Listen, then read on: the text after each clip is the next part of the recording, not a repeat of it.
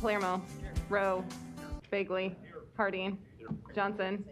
Melton. Here. Mr. President. Here. Please stand for the pledge and remarks by Councilmember Harding. Pledge allegiance to the flag of the United States of America and to the republic for which it stands, one nation, under God, indivisible, with liberty and justice for all. Thanks. You can be seated, please. So the seven of us are kind of like a family, and one minute we could be laughing together, and the next minute we might be disagreeing about something, but like a family, we're also a team, and we know that we must work together for a common goal, and that is to make Omaha a better place for all. One more thing about a family. Sometimes we have relatives that experience some health issues, and when those occur, we pray that they find the cause and that they're able to enjoy a full recovery. Thank you. An affidavit of publication is on file for the pre-council and city council meeting, and a current copy of the Open Meeting Act is posted in a white binder on the east wall of legislative chambers.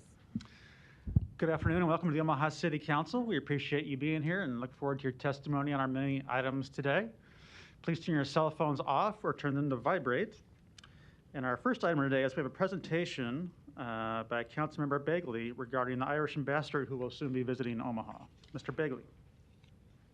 Thanks, Mr. President. I have a proclamation to read today. Whereas Irish ambassador to the United States, Daniel Mulhall, will make his first visit to Nebraska from February 26th through March 1st, 2022, and along with his wife, Greta, will be honored guests at the Nebraska Statehood Dinner celebrating Nebraska's admission to the Union on March 1st, 1867. And whereas Irish American Heritage Month celebrates Irish American communities throughout the nation and recognizes the conspicuous contributions of Irish immigrants in helping to establish the city of Omaha, culminating with the St. Patrick's Day Parade on March 17th. And whereas the City Council of the City of Omaha recognizes the official designation of March as Irish American Heritage Month by the President of the United States. And whereas 2022 marks the 20th anniversary of the creation of Omaha's fourth sister city, Naas, in County Kildare, Ireland, and the 150th anniversary of the Omaha St. Patrick's Day Parade, and will be commemorated with a visit by Naas Mayor Emeritus Timmy Conway. And now therefore be it resolved that the City of Omaha officially welcomes Ambassador and Mrs. Mulhall and designates March 1st, 2022 as Daniel and Greta Mulhall Day. In witness whereof, we have set our hands and caused the official seal of the City of Omaha to be affixed on this 15th day of February 2022. A couple remarks I'd like to make in honor of this. As the son of an Irish father and Irish mother, it's pretty exciting that as the elected representative and the honored city councilman to be sitting here giving this the comments on my family. We came from County Kerry. Did a little digging on this, and my father's my aunt married an Irishman from Sligo, and my Aunt Mary Ann married an Irishman from Limerick. So I had the fun to go visit in 2017 with my family to Ireland, and it really was amazing to see the country where my immigrants and many people from this community that built Omaha came from. I heard from several people in my district when they saw this proclamation on the pride they had, and the mayor, I'd like to thank her for, there's going to be an honor for Ambassador Mulhall and his wife here in a couple weeks with the city. But as Irish immigrants, they helped build Omaha, and the stories and the contributions they made, including the son of a teacher and mailman that became a union leader and city council member that has a great honor on behalf of the Irish and all the immigrants that built Omaha to honor Ambassador Mulhall when he comes here in a couple weeks. Thanks, Mr. President. Thank you. Madam Clerk. Item 6, a resolution to approve the preliminary plat for Capriana located west of 210th and Emmett Streets. Planning Board and Planning Department recommend approval. B's communication opposition. Public hearing and vote on number 6 is today. Proponents, please.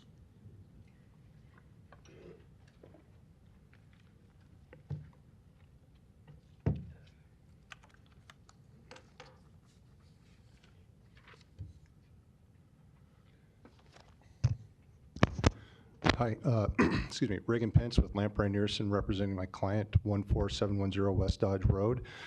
Proponent of the project, approximately a 15-acre site located in Elkhorn, about 2/3 of a mile from the Elkhorn downtown district, closer to the Maple and Pacific entrance. We are looking to create a combination of multifamily and single-family project.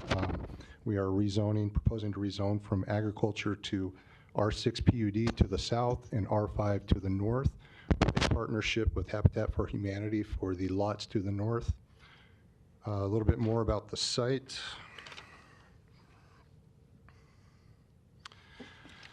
Currently, we are in compliance.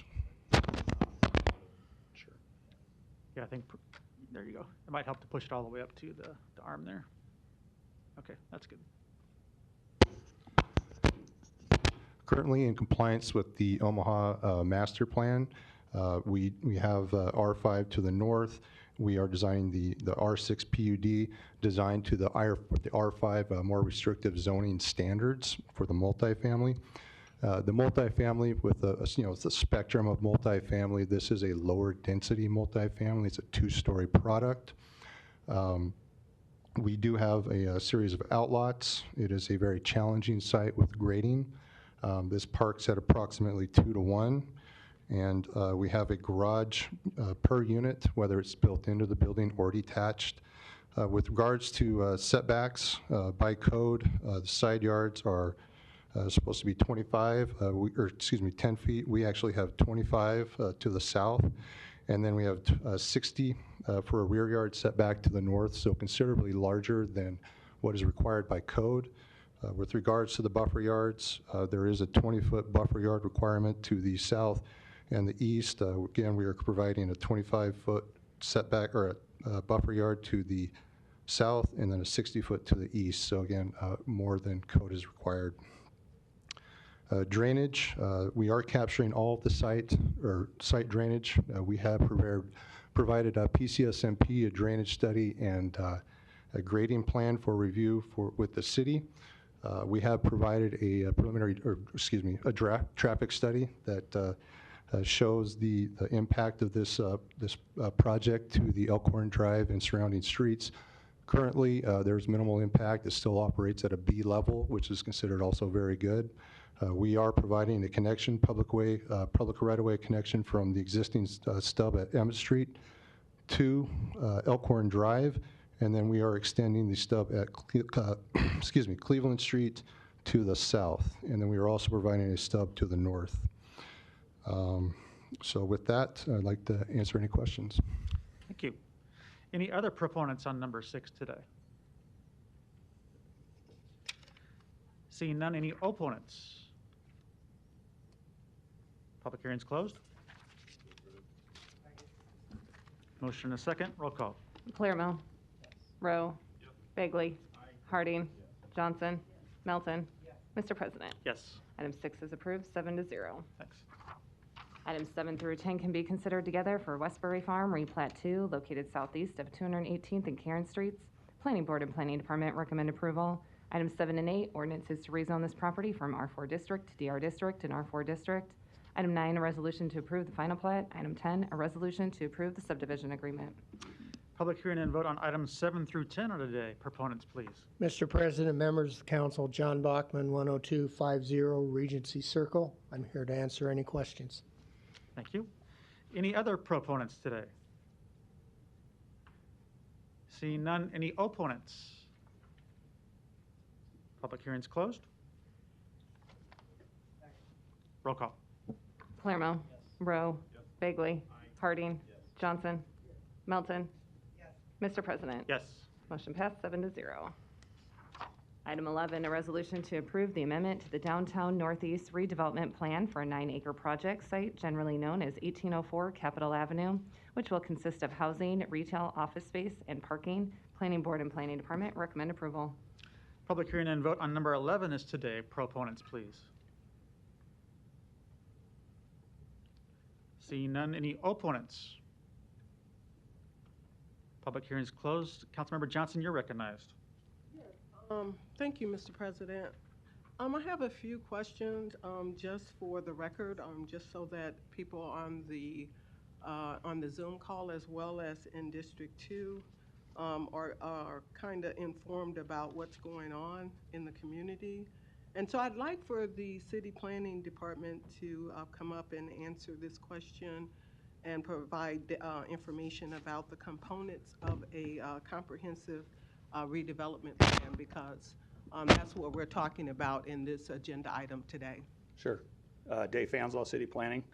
I didn't hear a question, but I'll tell you why we're here, okay? So yeah, it's an amendment to an existing redevelopment plan, the Northeast Downtown Redevelopment Plan that was approved a few decades ago.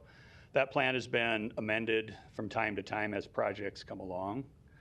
This is just another project within that boundary, and is the reason why we're here today to amend that. At pre-council, you had asked what we do as far as redevelopment plans.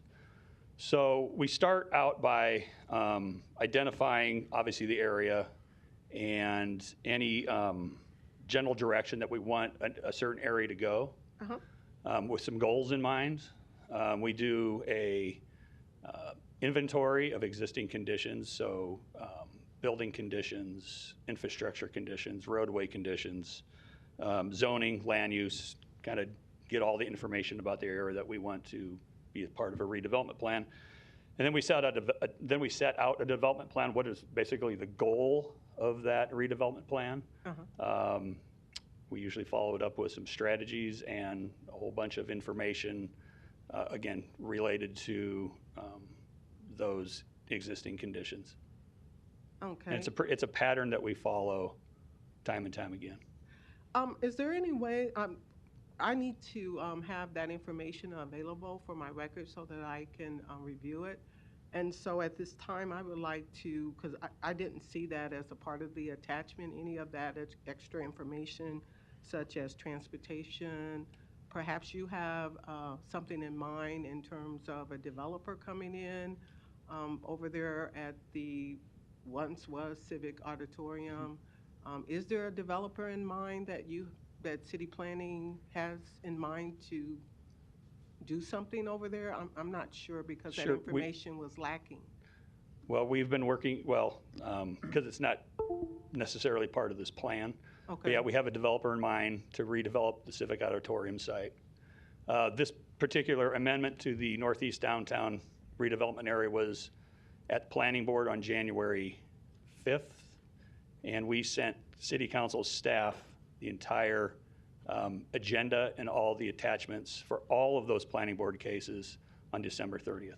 So they should have been given to all 7 of you.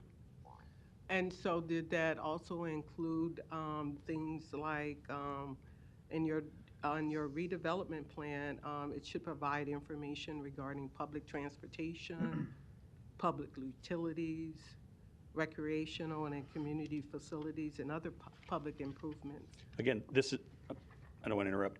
This is a amendment to that overall plan specifically for the Civic Auditorium site. Okay. And so, no, that wasn't included in there? It's included in the original plan.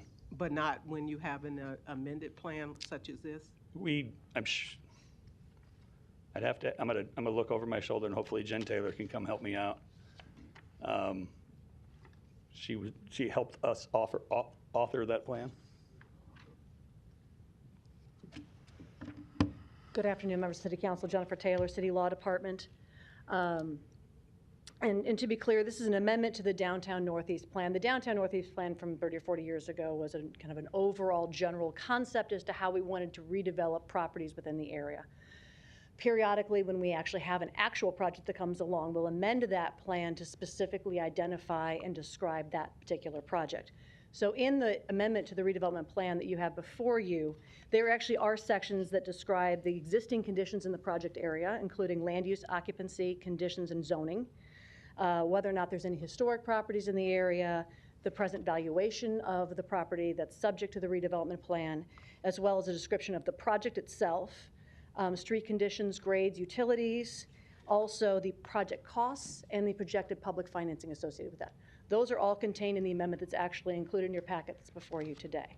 Happy to answer any questions on that. The last amendment we had specific to the civic site, just so that you're aware, was 3 or 4 years ago, we amended the Downtown Northeast redevelopment plan to describe a redevelopment project for the civic site that actually was the demolition of the civic auditorium.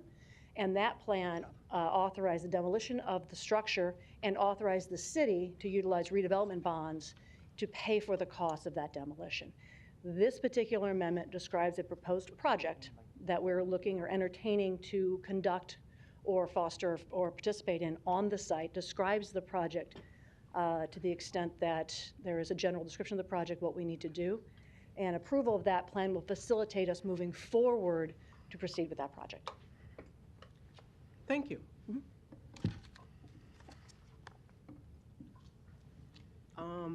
Any more That- questions? No, thank you. Thank you as well. So I will go ahead and, make a motion to accept the resolution. Motion and a second to approve. Councilman Harding, you're recognized. Thank you, Mr. President. I was just going to say, and I think Jen touched on it, but I think that the original Downtown Northeast redevelopment plan might have been 1997. So that's how old the original plan is. And it's been amended many times over the years, but just a bit of unneeded trivia. New city council persons on board here, so it's very much needed. Thank you. Councilman Palermo, you're recognized. Thank you, Mr. President. And this question may be for the Planning Director, Mr. Fanslaw. As we heard earlier, the land use, occupancy, condition, and zoning category, obviously it says loud and clear in the second sentence, the project area includes the former Civic Auditorium site. Sure. I've been briefed on that site numerous times. It still sits empty. Is it too early to ask? Do we have a project intended to be used in that site? We're working on that right now. Nothing you can tell us about? We've already. If you're sworn to secrecy, I understand, No, but this is the time for communication. We're not sworn to secrecy. It's in the Okay. plan. Yeah. Page 2. So you have it in front of you? Yes, I do. Okay. So on the top, second paragraph, redevelopment plan. You want me to read it to you? I'm serious. I'm asking. What I would like and what everybody in Omaha would like when we have these parcels of land that sit empty and we have all these development changes. Sure. We would like to know what the developer is bringing to this site to benefit the city of Omaha. I understand. It's in the plan. Okay? You want me to read what's in? Yeah. Okay. Go ahead and read it to me. Sure. All right. For the So record, thank you. what's that? Thank you. Yeah, read it, please. Yes, sure.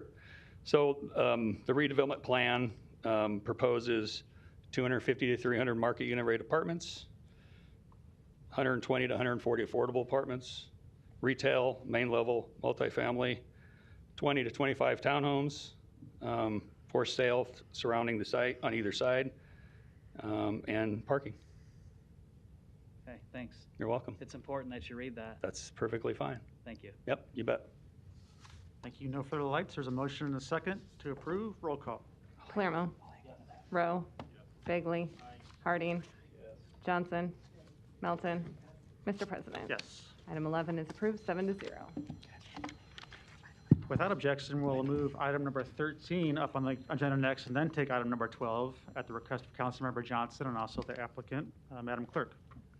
Item 13, an ordinance to approve the Forever North Housing and Multi-Model Transportation strategy located in an area generally bound by Ames Avenue on the north, Cummings Street on the south, 20th Street on the east, and Highway 75 on the west. Planning Board and Planning Department recommend approval. B is communication and support. C and D are amendments proposed by Councilmember Johnson. Thank you, and I didn't interrupt the clerk there, but I will remind folks to turn your cell phones off. We won't ask again. We have a number of folks on these two agenda items, number 13 first and then number 12. There'll be two separate public hearings on these items. I think we have a lot of folks here to speak to them. I just want to get a sense of who intends to speak today for our planning purposes. If you might raise your hand if you intend to speak on item 13 as a proponent. Thank you. And how about opponents? Okay, thank you. What we'll do is I don't intend to institute any kind of time limit or a 3-minute rule like we sometimes do, but I would encourage you to try to limit your remarks to 3 minutes so we can hear from everyone and then also get to questions from council members. So having said that, we'll start with number 13. Proponents, please. The public hearing and vote is today. We'll hear from the Planning Department.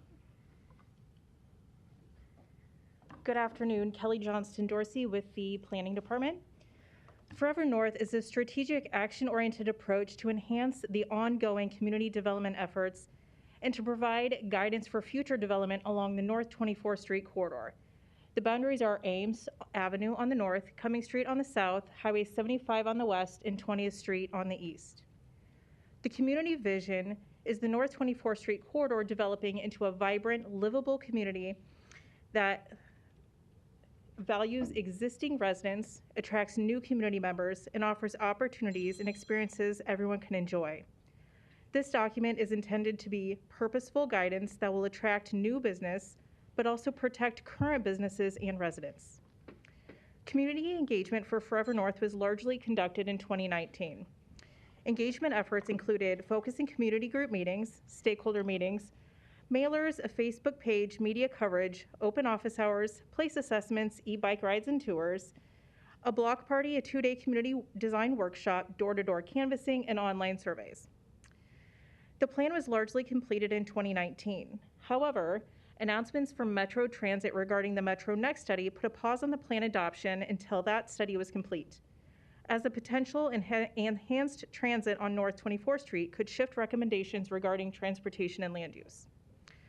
Forever North includes recommendations on land use and development, pedestrian connections, bicycle connections, transit, vehicles and parking, art, history, culture, and services and programs for people.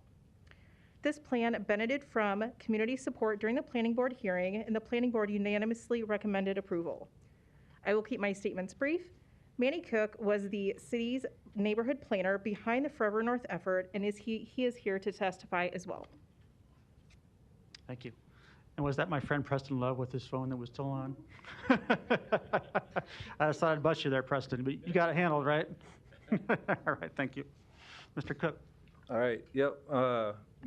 Manuel Cook, let's see, 2514 North 24th Street. Here representing myself, but then also Spark, which is the organization I work with now. Like Kelly said, led the Forever North study. But I'll just dive into it, and I'll just start by saying Forever North means forever, the north side, and even that name came from the community through that engagement process. And the number one thing that was mentioned by community members is that we do not want to be displaced, gentrified, or however else you want to define the forced removal of existing residents from our communities. Kelly stole my thunder a little bit because she mentioned all the community engagement that we did, so I'm going to skip over that. But the strategies associated housing and transportation studies showed the immense demand for housing in the area, and this was even prior to COVID. So I know during COVID and the housing crisis that kind of came to the surface, that already existed.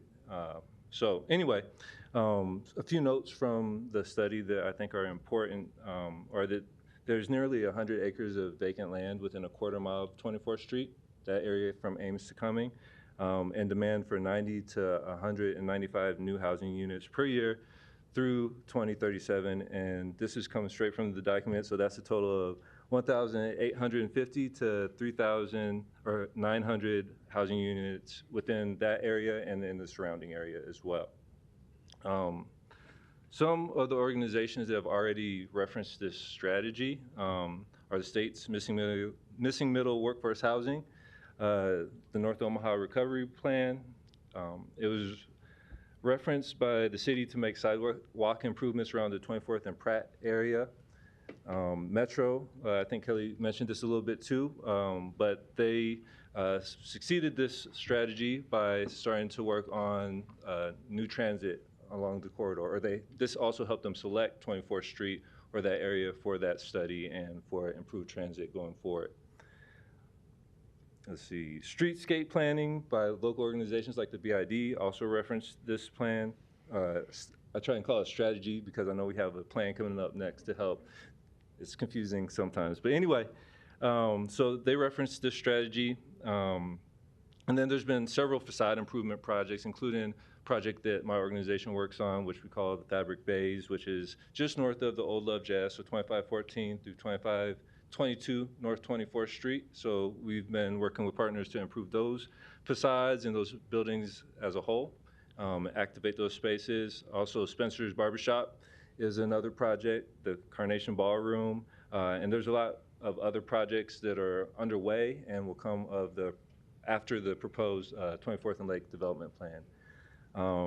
North Omaha Trail Project, that's something that was referenced in this strategy, and that is a project that I'm working on right now and that we will be breaking ground on hopefully at the end of March, just depending on the weather, but if it's like it is today, we will have no problems. And then is also referenced by North and Teleservices' forthcoming 24th and Lake Development. And those are somewhat larger projects, but the people in community organizations on 24th Street have also done their part to accomplish many of the quick wins and early action projects laid out in Forever North to start improving the area. And by my estimate, I would say at least about 15 of those quick wins or early action projects have been accomplished. So some of those things include working to create a cultural entrepreneur incubator. And if you haven't heard of Culture House, it's happened. And if you haven't heard of them, I would Google them or look them up on Facebook or Instagram or anything like that, or drive down 24th Street to 24th and work. North Omaha Trail Project, I mentioned that. Another thing that was outlined was coordinate community-led tours. So we have the North Omaha Legacy Tours, and I won't steal anyone's thunder on that. And then Just Ride, which is a community bike ride that I lead, which we've had 40 to 50 people from North Omaha riding on bikes through the community and into downtown on several occasions as well. Other things, creative programming of the Bryant Center. And friends of mine, Sundiata and Sherman Wells, have done a great job of continuing and doing that. You know what, I could go on and on, but like I said, there's at least 15 things that have been accomplished so far. And so basically, the community has already started to fulfill this strategy, and any opponents to this strategy would be opponents to how the communities living and working along North 24th Street want to see the area grow. They would be opponents to community engagement and opponents to equitable development in North Omaha, and any elected officials who would dare stand against this strategy would simply be abandoning their responsibilities to the community. So, in short, what does the community want to see? The community wants to see infrastructure improvements that improve their quality of life. The community wants to see 24th Street redeveloped like a main street, like a urban downtown area, and like a Black Wall Street. We want it to be like it used to be, if not better. The community wants well-designed, high-quality, affordable housing, and I think that's a duh. And then the community wants safe pedestrian-oriented streets that prioritize people who live and work in the community, because traffic speeds on 24th Street and the surrounding neighborhood streets is a problem, as well as the design of those streets. And again, the number one thing the community wants is protection from further displacement and gentrification. And in the plan, the number one priority under development is to protect residents from displacement. And I don't think there's any other city documents that I know of that have this type of language in them. This strategy is built on what the community wants and will help guide both development and infrastructure improvements, while also serving as a foundation for City Council to start developing formal anti-displacement policies, and I have some of those if you want them. I might give them to you later because they're in my bag over here. But the community and city departments have already done their job and then some, and now I think it's time for you to do your job and to take responsibility for equitable development on 24th Street. And I look forward to your unanimous vote on this strategy. And I also support the development of an implementation committee as laid out in the plan. So thank you. Thank you, and thanks for your personal work on these plans. Yep. Next proponent, please.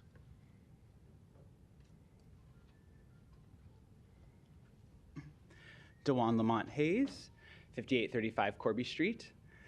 I had the pleasure of working with Manny Cook on the steering committee for the Forever North study, and I personally have grown up in and along 24th Street most of my life, and after graduating, returned to Omaha to work with the Union for Contemporary Art, and ultimately to start Noise and lead the engagement. And one of the biggest gaps that we saw were there's a lot happening with the city making decisions about us, without us, and this has been a pattern for generations. Not for lack of any actual studies or formal attempts, because we've had many, many studies just starting in the 70s of what should happen, making sure that a lot of this engagement is meaningful and that the people feel that they are part of the development and that the development and what it looks like, especially the aesthetics of it, reflect what the community needs. And that everything that we're building in our built environment is actually bringing us together rather than driving us apart. And this type of plan that includes a level of engagement and communication and active strategy across generations, across experiences, is something that the city of Omaha really needs to take heed and as an example of how you actually engage community in decision making, because we have record of people saying, this is what I'd like and this is why, and this is what my experience has been thus far. And so I please ask that you vote in support of Forever North and the North 24th Street redevelopment plan, because this is an opportunity for us to really take our future into our own hands and really make sure we have an informed, thoughtful approach to redevelopment and revitalization of a community. So if you have any questions, but thank you so much. Thank you. Next proponent, please.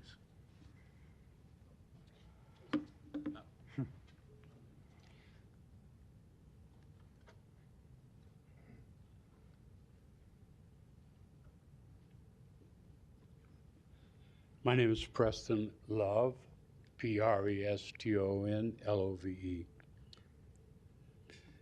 It's a pleasure to be able to come to this city council and talk about good things in North Omaha. North Omaha is so rich in history and culture. Yet, I give tours and have given tours of North Omaha for years, and I often point at a building that has boarded up and has been boarded up since the 60s. It is part of our history that there has not been any serious or thoughtful development in North Omaha. We've had lots of development plans on paper and verbally and all of that. But those plans had commonalities, negative, quite frankly. They didn't involve the community. They did involve displacement of people without a plan or thought or with heart. So I stand as a proponent of this plan because it is unique. And now I can take a tour up and down the 24th Street corridor, and I can point to some of our wonderful assets and some of our wonderful culture and some of our wonderful history.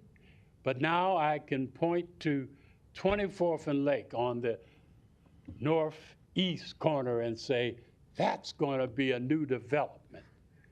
And that's going to be a new development from people from our community. And I can walk back and forth down the corridor and look with joy and celebrate where we're going. And so I'd ask that you, City Council, would totally understand the bigger picture here, is that North Omaha has been held hostage too long. It's time. And this particular plan, I surely endorse because it's doing development, but it's doing it in the right way. Thank you for your time. Thank you. Next proponent, please. Good afternoon. I'm Carmen Tapio, 1500 North 24th Street, Suite 111. And it's really an honor to stand before you today and just to recognize the moment that we were at as a community. Thank you, Mr. President, and to all the council members. I stand in support of the Forever North plan as well as the 24th and Lake redevelopment plan. Our regional economy is robust and it is growing, and it is inspiring to see the continued momentum that we are experiencing, much of it because of the work of the people in this room and you that are on the dais today. My company, North End Teleservices, is a for-profit enterprise, and it is one of the fastest growing businesses in our state as well as in our country, according to Inc. magazine. We understand the benefits of doing business and locating our business in North Omaha, where there is access to skilled talent pool that has an 80% high school and above educational attainment rate compared to the rest of our state, something that is not well known. And that 68110 zip code has double the professionals at 16.4% versus 8.8 statewide. Our company provides entry-level, middle-income, and high-wage jobs in the community. Our mission is creating jobs and changing lives. We grow and develop leaders and talent, and we do that while providing exceptional service to our customers that include commercial and government entities. About a third of our employees carry security clearances to do the federal contracting work that we do. Over 6 years ago, we started the company and we made a promise that as we continued to grow, our success would translate directly back into the hands of the community. And I tell you all of this because we believe North Omaha is our next economy and one of our greatest assets for economic development and contribution to not only to our community, but also our state. It is diverse, it is growing, and it is integral to Nebraska's overall success. We are making a $50 million development project investment in the heart of North Omaha, as Preston mentioned, at 24th and Lake Streets. That includes new corporate headquarters for our company, as well as affordable housing for rent and for ownership. We're anticipating 80 to 100 housing units, as well as mixed retail, food service, and daycare on premises, and community-facing spaces as well. The historic relevance of the location is not lost on us, nor is the opportunity that exists. We are using these plans as our guiding principles as we undertake this development. The plans serve to guide the development and make way for additional development, infrastructure, land availability, transportation, zoning, and permitting that we cannot fully accomplish without these plans being approved. Our belief is in the promise of North Omaha, so strong, and it is so strong that we named our real estate company Forever North Real Estate. And I just want to add that if we continue to listen to our young leaders who are often seen as the leaders of tomorrow, I actually believe are the leaders of today, we will go very far, very fast. And much of the work of these plans came from our current leaders, our current young leaders that will be speaking here today. There has been extensive stakeholder engagement and involvement, and it's time to move forward and, as they say, strike while the iron is hot. And we believe that the iron is really hot right now. The community is behind these plans, and it's time to move, and the ability and capacity to embark upon the development is happening right now in the community. The developments will be transformative and will serve as catalysts for additional much-needed development in the future. These plans reflect agreement that it is time, and not only is it time, but there's also a way and a pathway in ensuring that the community's priorities are not only listened to, but also maintained. This is about jobs, it is about homes, and it is about community building. Thank you for your consideration, and I'm happy to answer any questions that you might have. Thank you. And thanks for your investment in North Omaha. Happy to do it. Thank you. Other proponents, please. Don't be shy. I know we have a lot here.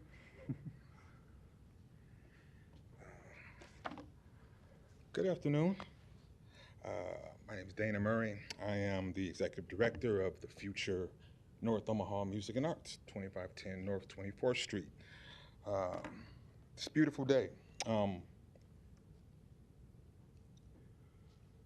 I usually have a lot of symbolism in the words that I say. I will try to be brief today. I spent a lot of time and lived a lot of my adult life in New York City.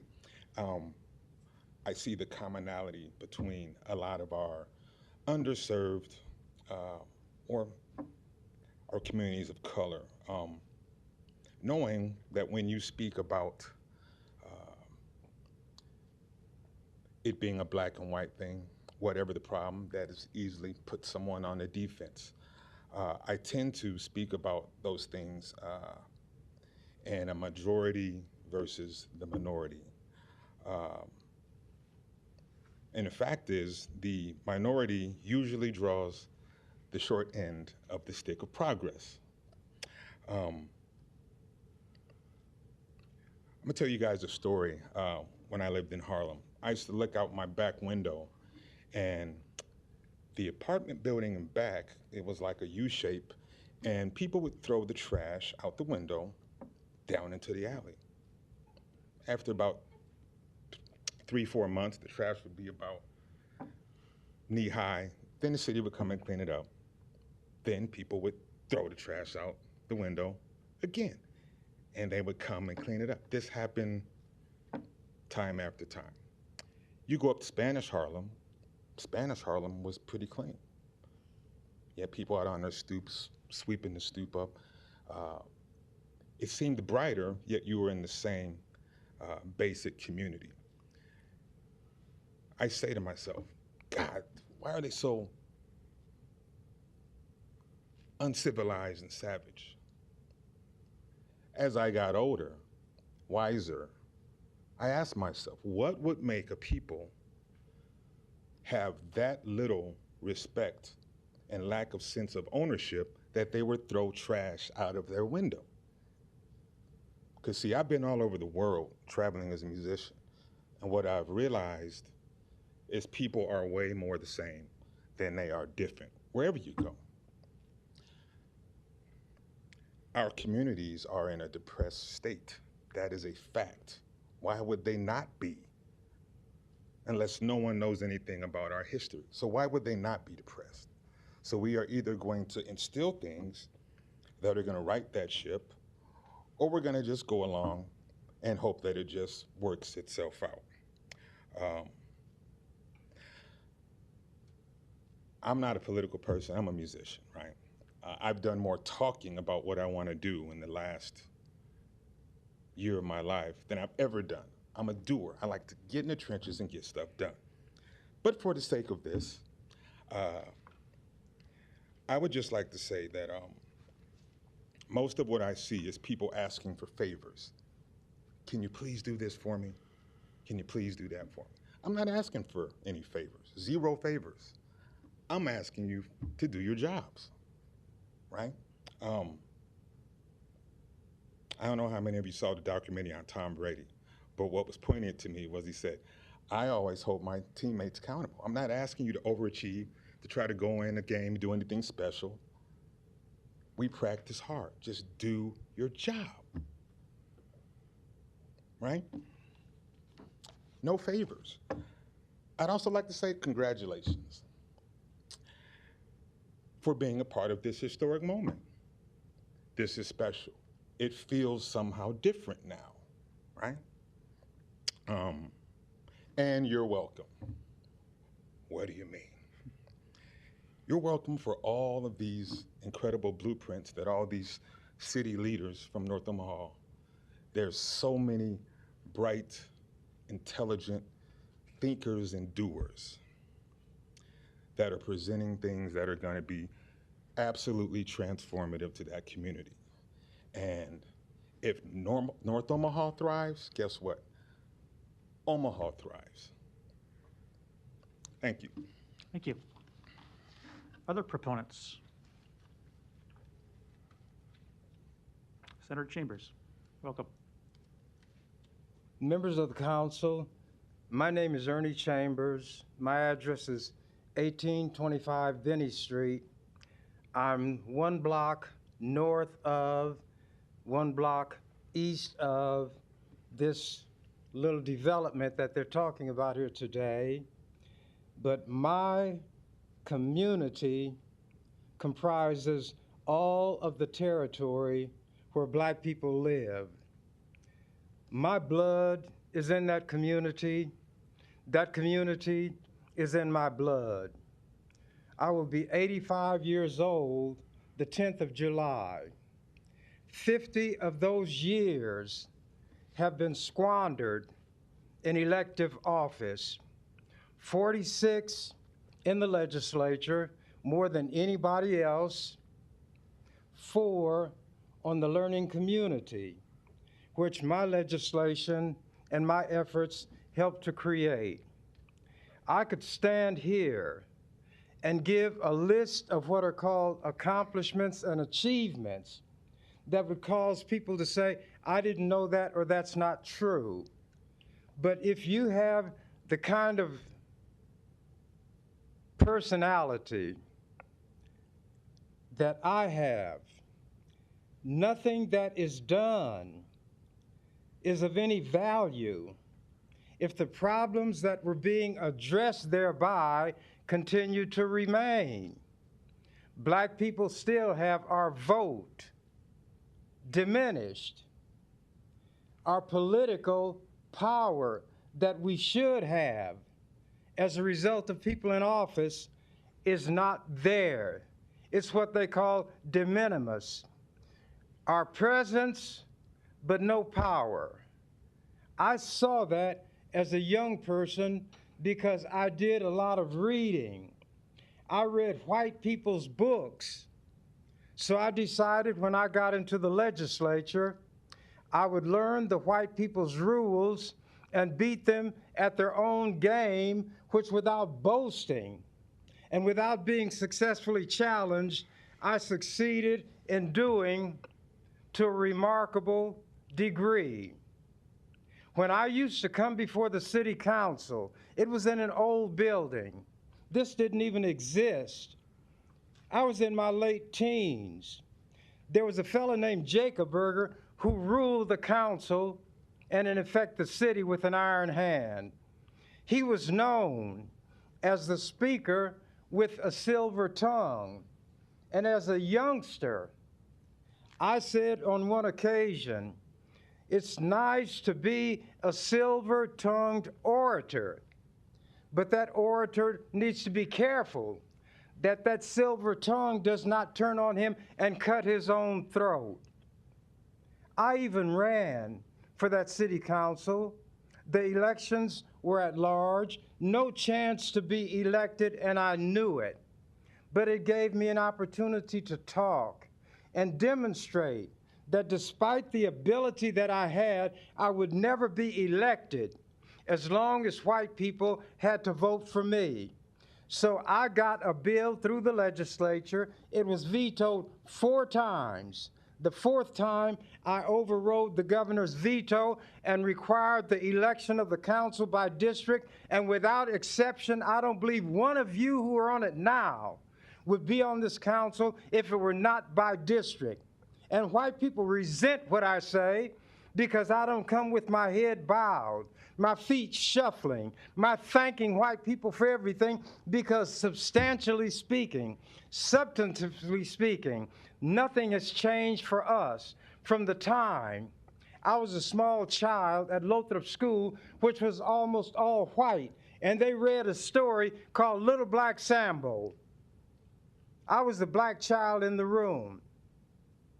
Prior to the reading of that story, if a child stumbled, dropped a book, and they laughed, the teacher would cease everything and say, "We don't laugh at each other." I'm not going to take all afternoon, perhaps. But I see the local constabulary has a representative to my right, and I can be escorted from the room, but I need not be escorted. Just tell me, leave. That's what I've been hearing all my life. Well, I know you're used to the 3-minute rules in the legislature, so we'll try to wrap it up a little bit, if that's okay with you.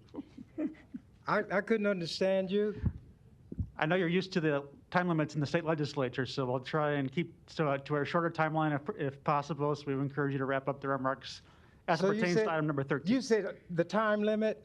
There are no time limits specifically, but I'm encouraging you to stay within that time frame so we can hear from everyone today. Okay. And I knew that would happen, but I knew nobody would throw me out of here. And I don't come here that often. And you'll hear things from me you won't hear from anybody else. But this I must tell you, and I had to lead up to it, because there are people saying, don't teach critical race theory because it will make little white children feel they have to apologize for being white. Well, my parents taught me to respect all teachers because they would teach me things that I would not learn. But they've made a mistake because they didn't warn me that these people I was taught to respect would humiliate me, ridicule me, when I couldn't fight back and didn't know how to fight back. That story of Little Black Sambo, for those who may not know, was a caricature of black people when they had the drawings. It was a child in garish clothing, a black face, a red, big mouth, 2 eyes like saucers with dots on them, and when the picture was shown, the little white kids not only laughed, but they looked at me. The teacher, I was waiting to hear say, as she said about the little white children, "We don't laugh at each other." That was not said. So from the time I was a child, I knew that a difference existed. And now to get to the matter at hand. By the time the speculators have gotten their foothold, those who don't live in our community have been given benefits, then there is the formalization of what has been done so that those who planted their seeds can now reap the benefits. Whatever happens in that small bit of North Omaha affects every place where black people live as far as I'm concerned.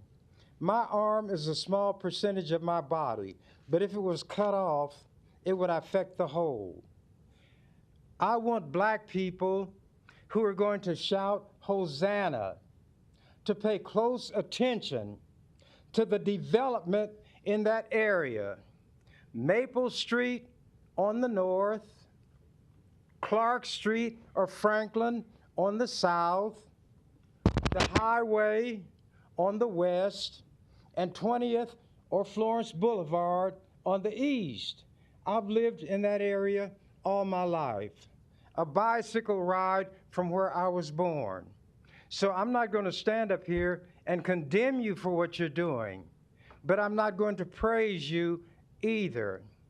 When you see land being cleared and nobody in our community has the money or the wherewithal to clear it, when you see outsiders purchasing property that is beyond our power to purchase, that land is going to be held like a plantation, meaning that there will be those who don't live in that area who will control it, who will get the main benefit.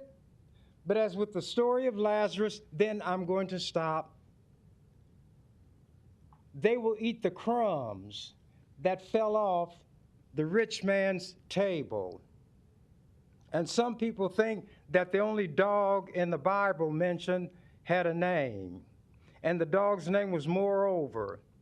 because the Bible says, moreover, as far as Lazarus there, moreover, the dogs licked his sores. I'm not a sore licker. I don't create sores. I do what I think ought to be done. And to the extent that I can be of assistance in achieving anything that will help my community or a substantial part of it, I will do it. Any person on this council, I don't care who you are, what your politics are, what your religion is, if you have a proposal that you want to see in North Omaha, any part of it, I will help you if it's of value. I will fight you if it's not. And I'm not going to degrade and demean those people who have done this little bit, which will be done. But what is being done shows how much is needed and how little of it is being done. I have no disrespect for any of the people on this council because you're going to cast a vote today. My last point, there should be a member on whatever committee, council, or however it's designated from the district where any development of this size and magnitude is to occur. So with reference to this item, the person who represents the 2nd City Council district ought to be a member and not just a token. That person should be listened to and heeded, and I would advise that person to maintain contact with the community. And I want to let all the people on the council know you're not going to have to sit through these talks from me, because I will not be coming down here because I don't want to waste my time or yours. Thank you. Next proponent, please. We need to refrain from applause, please, in the audience. Next proponent.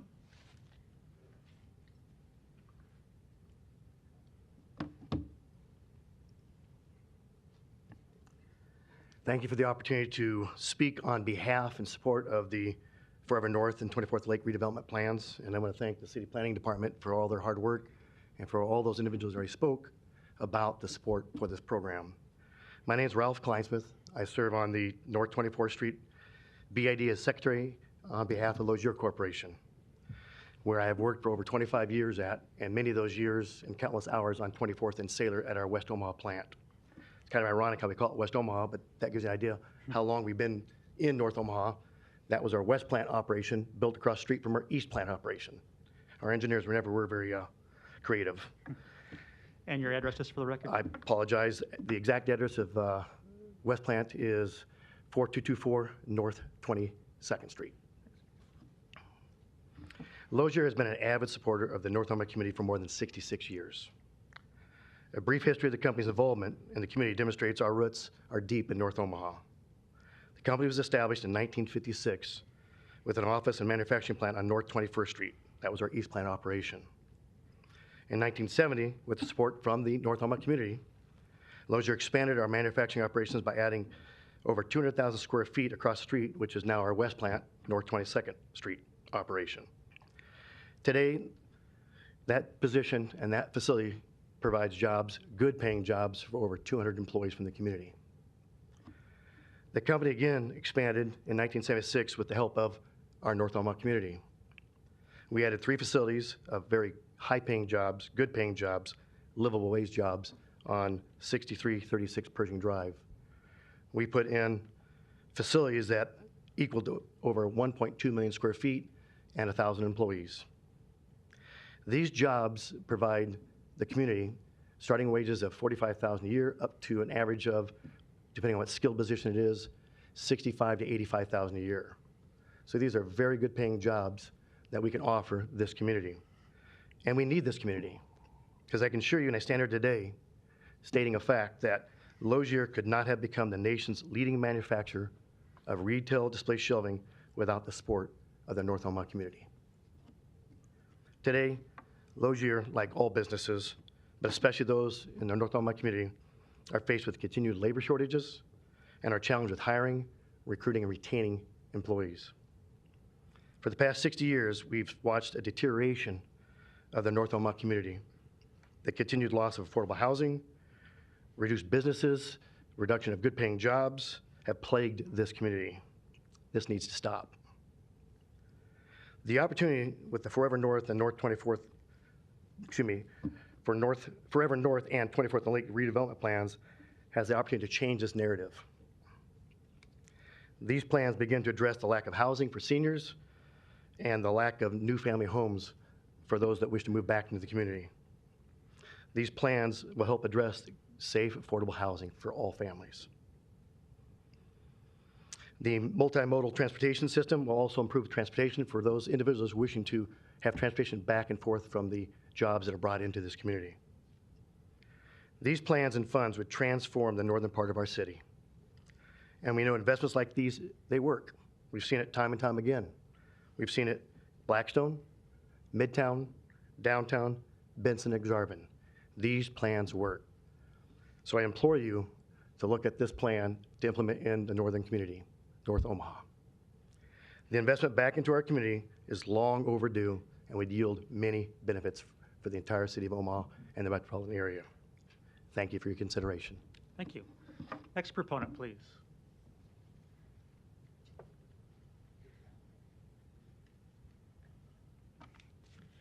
Hi, my name is David Hawkins. I'm a part of the team at NOMA, 2510 Lake Street.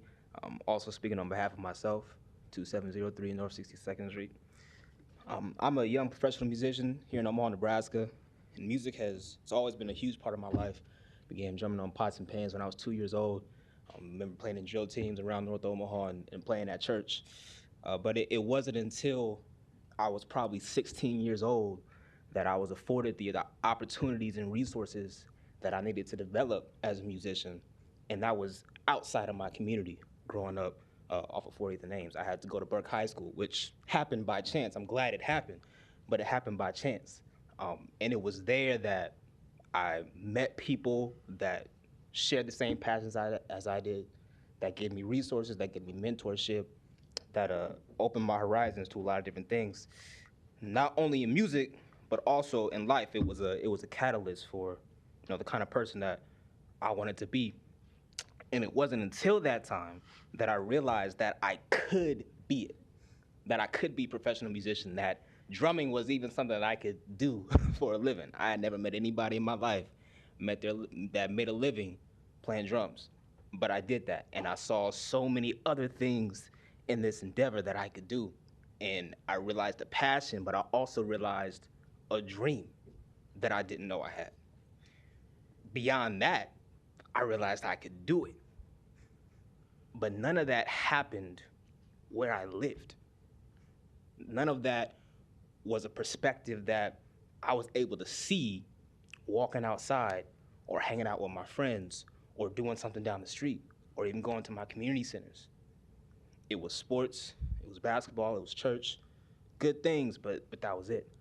And even now, as a young professional, I'm in a position where I have to look at moving elsewhere and going to New York, going to Chicago to develop my fullest potential as a musician.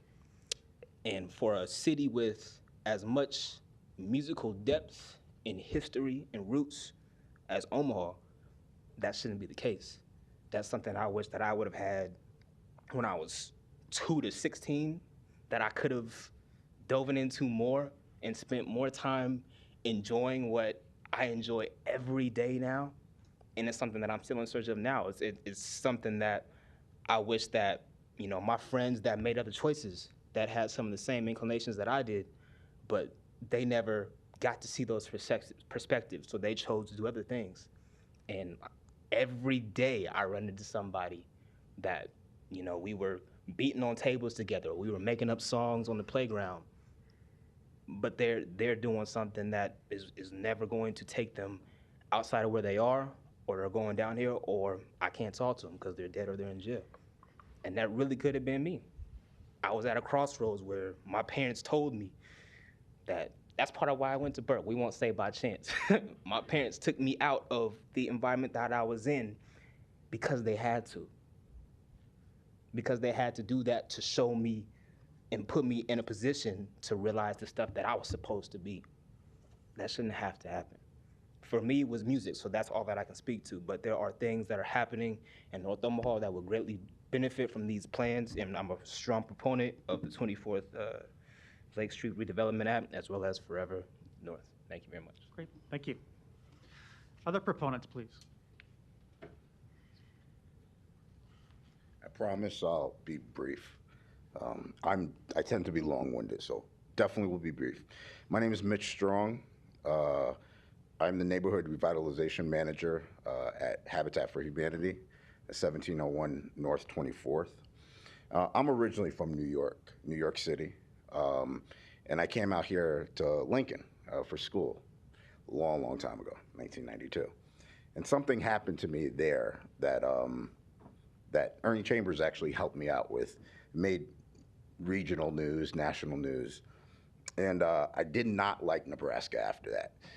But moving back to Nebraska and coming back to Omaha, you know, I'm so proud to be here, and I call Nebraska, Omaha, my home. I've done a lot over the past couple of years for people of Omaha, for people that are coming in from Omaha, refugees from around the world. And I want you to know, especially in North Omaha, that there's so much untapped talent there, untapped talent that will benefit not only North Omaha, but the whole city of Omaha, which a lot of people don't realize. Now, however, if you have underdeveloped areas, it's not going to help anyone, especially the people that live in that area. You know, it doesn't matter where that is. If you have generational, underdeveloped areas in West Omaha, North Omaha, South Omaha, there's going to be problems. And when you have problems like that, you're not going to tap into that talent. You know, the people that come from those areas, so much talent.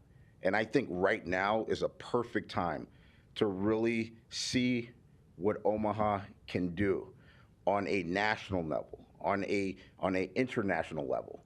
And it takes just one little thing, and is developing areas that you can really help the people in.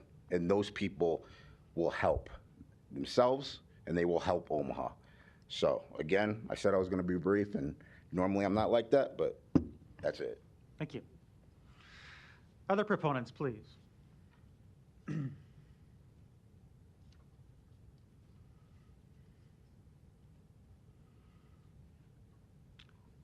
Maroney, welcome. Good afternoon. My name is Michael Maroney. I'm the president of the Omaha Economic Development Corporation at 2221 North 24th Street. And I will also be brief. I'm a product of Omaha. Actually, I'm a product of North Omaha. Been there all my life. All my adult life, I've spent working in North Omaha. I've been aware of and involved in many of those plans that have come and gone. And I'd like to say that the biggest challenge has always been to those plans. There's never been the will or the resources to implement those plans. We have an opportunity here now if we pass this plan, and I don't think there's been a bad plan, but like I said, the will to see those plans through and the resources to make it happen just was not there. It was lacking. I think the Forever North study and the redevelopment plan that's with it is another step in the right direction, but it'll only be meaningful if we're intentional and actually provide the will and the resources to make it sure that it's implemented. And I'm in support of both the Forever North study and the redevelopment plan that's before you. Thank you. Next proponent, please.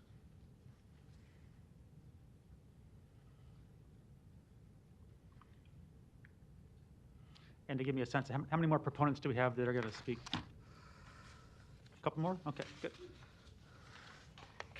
Luis Jimenez, 2709 Dewey Avenue. The plan available? I was trying to use my phone, but I couldn't access the Forever North plan. Anyway, I agree with the comments that was community engagement. one particular item was that they would do a double session or have multiple hours of availability with the city personnel so that people can attend and ask questions. So I thought that was good. I also want to support the amendment. I don't know if you guys are going to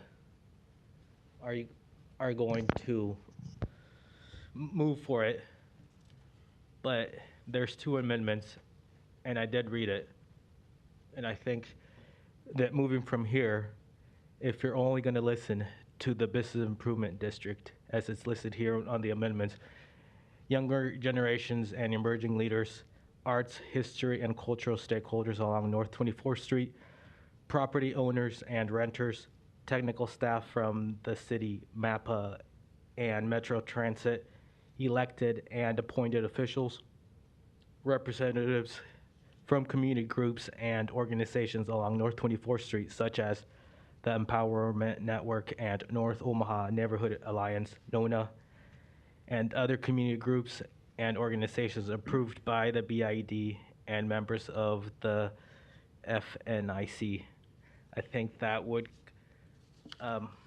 populate the committee well, because I did attend the development of the plan a few years ago, and these are familiar faces. The point about having the community involved in the, I don't know, what's the next step, the execution. I think that's a very good point, and I think the amendment to create the committee and then have the council member even have the power to approve all appointees to the committee. I think that would be some good oversight. I support that. I look forward to further development in the area because it's needed. There's talk about vacant lots, and that's true.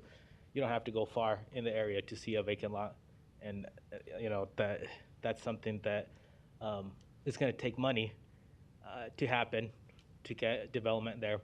So my last point would be about art. I saw the concepts on page 46 and 47, and I don't know if the new structures that would be proposed in those particular area represent like incorporating artistic components into the development. So I think that's going to be very important. Even the commercial developers and all the property owners of the buildings should focus on working with local artists to put up their art in their premises and property. And overall, I thought it was a good process. I hope that there are more people that get involved and that there was a lot of education happening during this time. Thank you. Thank you. Other proponents, please. Mr. Barney, come on down.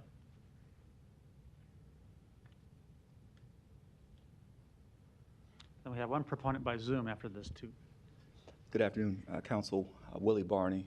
Play different roles, but first of all, with the Empowerment Network, 2401 Lake Street. And then my wife and I also own two businesses now at the Historic District, 24th and Lake Revive Center and the Carver Legacy Center. I just wanted to stand and first of all, always believe in giving honor where honor is due. As Senator Chambers was speaking, made me think about his legislation to have district elections at the city, county, state level and the impact that that's made on the city to have representation. So we want to recognize that.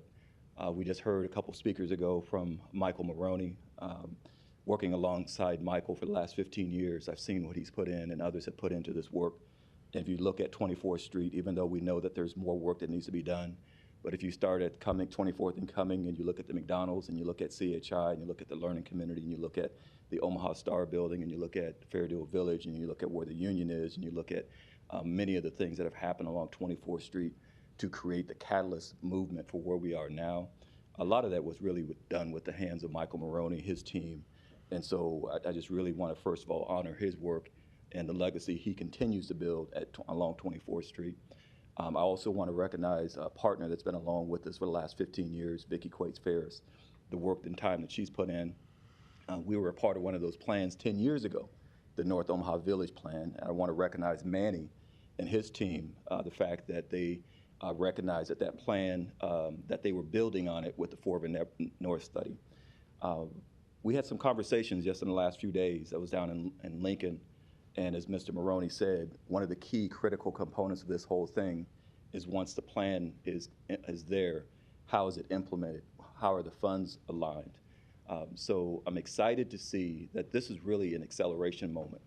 When we worked together 10 years ago to get the village plan to a point where it was approved unanimously by the city council, one of the goals was to be a catalyst, and anticipating that the 800 plus people that helped build and develop that plan would be a catalyst to the next plan, but that plan would be the implementation phase. And so there's been a lot of work done in between the last 10 years. I don't think people realize that the union didn't exist at 24th and Lake, the Fairview Village didn't exist, the learning community didn't exist. So now with the work of Manny, Spark, OEDC, Carmen, the Carnation Ballroom, and many of those components that are moving into place, and to hear Logier, to hear the work that CHI is doing, now jobs are coming back into the community. This is really that moment that we've all been working towards. And I just want to again echo the comments from Mr. Maroney that this is the time also, once this plan, and we're hopeful that it will be approved unanimously. There's many things that are on the table right now, projects that are on the table that this plan will help accelerate, but we will also be back collectively seeking the level of investment from the city, county, and state to accelerate this progress, because now is the time, and I've said many times standing at this podium, and someone said it earlier today, that when North Omaha wins and South Omaha wins, this whole city wins. The other piece is there's an equity study that was done by MAPA, and it was reinforced by Equity, the policy link.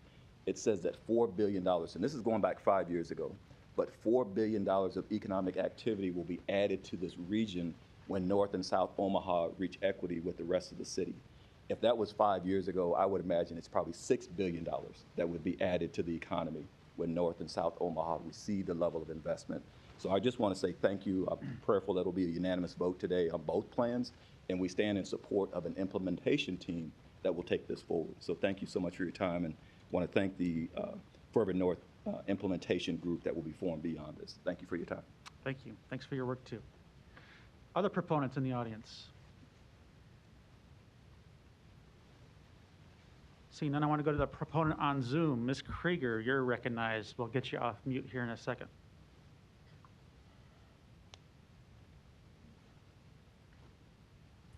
Here we go. Try that.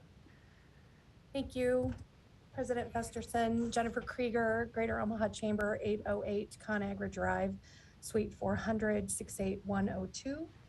I have a short letter from David Brown. Dear President Festerson and members of the council, the Greater Omaha Chamber is pleased to offer this letter in support of the City of Omaha's Forever North housing and multimodal transportation strategy. In 2017, we engaged our members to envision what it will take to ensure our region's economic strength into the future. The resultant Greater Omaha 2040 initiative focuses on people, place, and prosperity, and suggests a high-quality built environment is essential to attracting talent and supporting business growth. More recently, we partnered with Metro Transit, the Metropolitan Area Planning Agency, and cross-sector group of civic leaders called Metro Smart Cities to develop a new regional transportation strategy, Connect Go. The economic benefit of building walkable neighborhoods connected by diverse transportation options is a foundational element of that initiative. The City of Omaha's Forever North strategy is well positioned to catalyze inclusive economic growth in a part of our city that has experienced significant disinvestment over the past several decades. We look forward to seeing the results of its implementation. Regards, David G. Brown, President and CEO. Thanks. Thank you. We'll now move to opponents. Any opponents that want to speak today?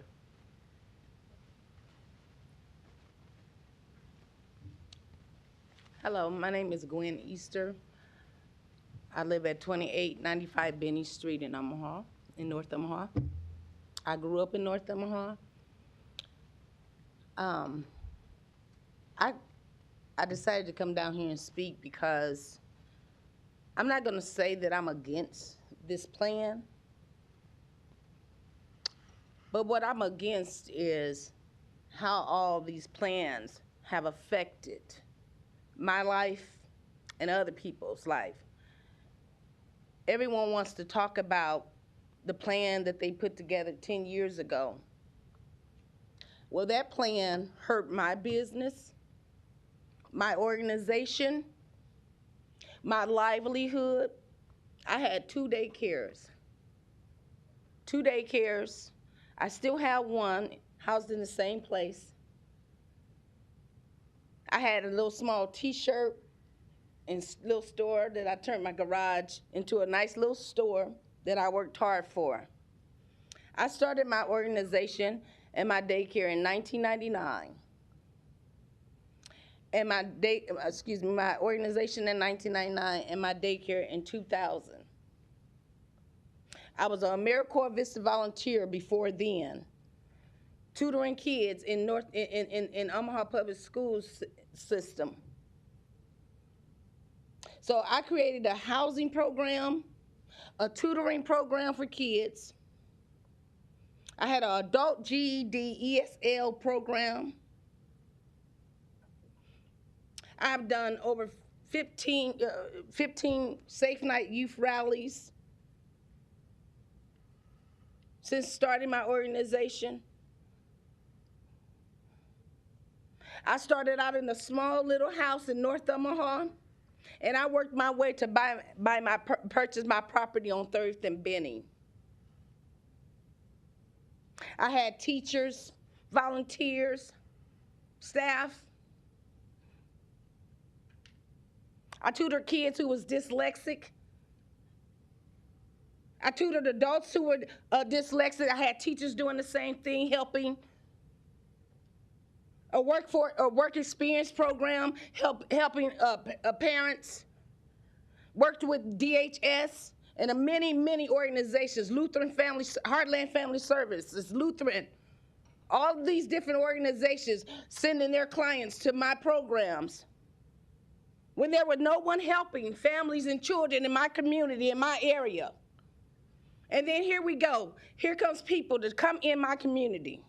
Start the learning community.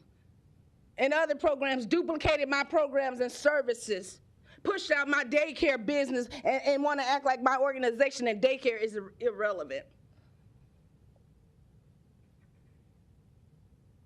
The financial hardship that I have gone through, I almost lost my home and my property because of people's development, because of people's plan that is still today affecting my life. The disrespect that I have had to happen to me.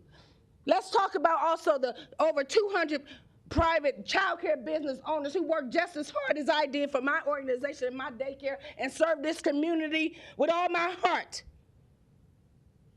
Everybody want to be proud about what they've done to accomplish certain things at the price of other people's suffering. There are people who lost their homes, their businesses, when all we tried to do was help people. I supported those that stood up here, a lot of them that stood up here and talked about all of what they've done.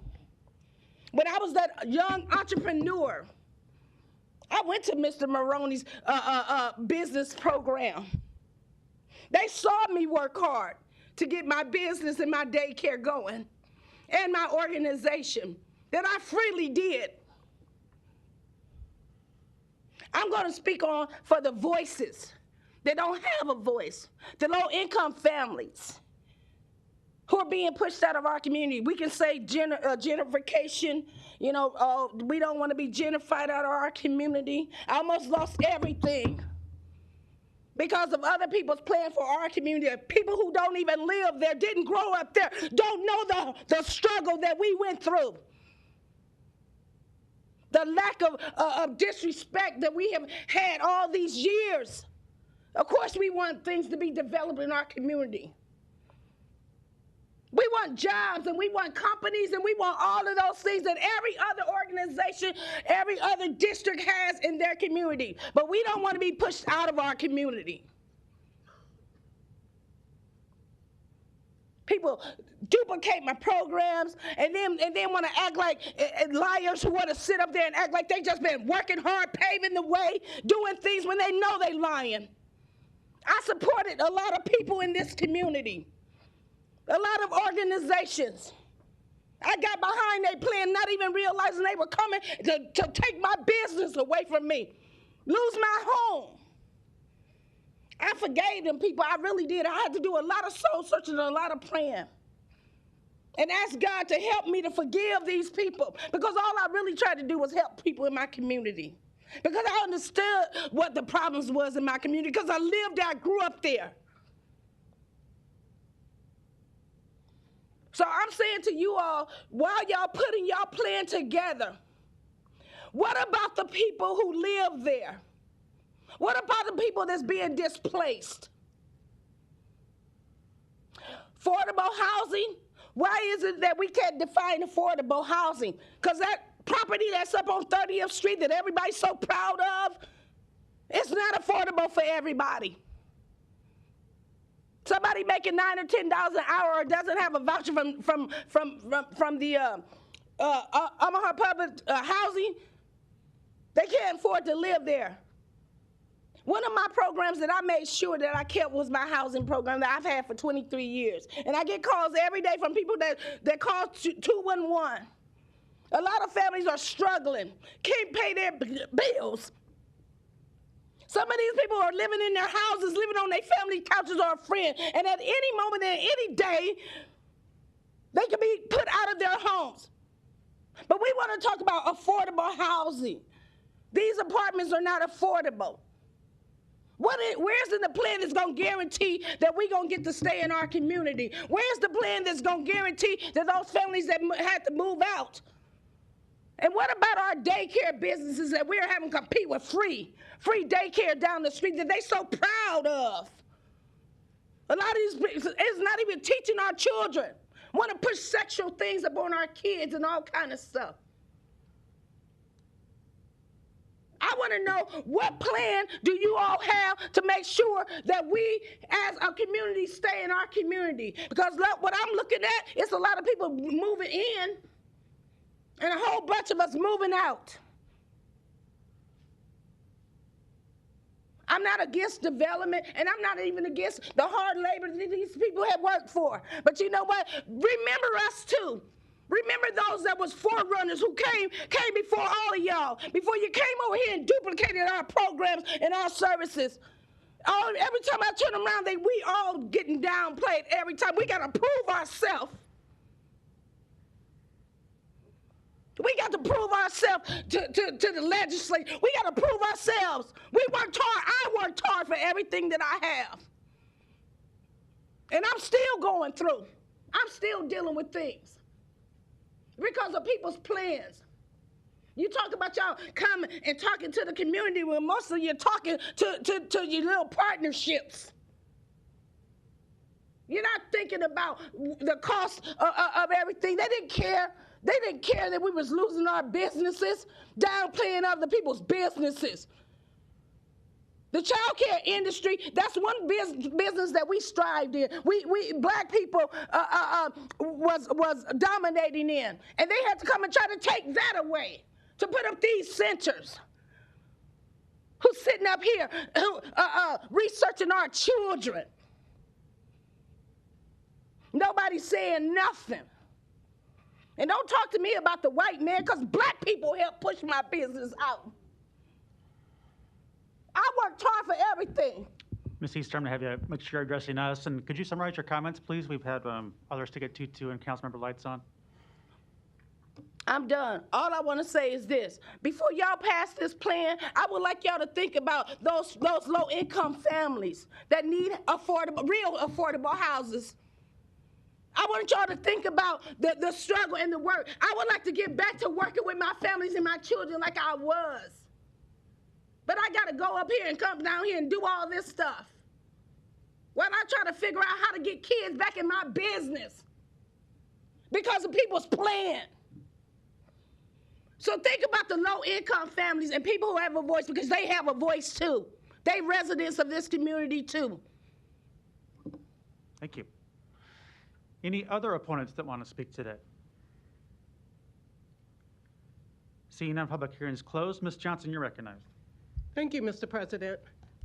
Wow, what an exciting day. Such beautiful experiences that have been told, historical significance to 24th Street has been echoed by many testimonies that have come up today at the mic to share their joy, their excitement about looking at these two strategies or two proposals that we're looking at, one being the 24th Street Development Plan, and the other one, the Forever North Strategic or Strategy. Just want to say, again, I thank everyone for coming today and sharing unity and working together collectively to look at where we're going to be going in the next 10 years. We all have concerns about displacement. We all have concerns about the African American history and culture being lost. Many of us are concerned that it will take 10 years for reliable public transportation to occur going north to south. But the overreaching strategy here is very exciting. A lot of thought was given to it. I would like to thank Manny for working on this in 2019 and present day. I would also like to thank City Planning for being thoughtful and engaging in this. And yes, you guys have done improvements in terms of public outreach, particularly toward this strategy. We kind of got a little bit out of whack here today. We do have 2 amendments that should have been put before us before we went into the two, one says resolution, one says ordinance. Okay. Before we get into that, and that was an Amendment C, and that would be to allow your city representative to be a part of this steering committee, which is also called the Implementation Committee. Can you hear me? Oh, okay. So again, we kind of got out of alignment.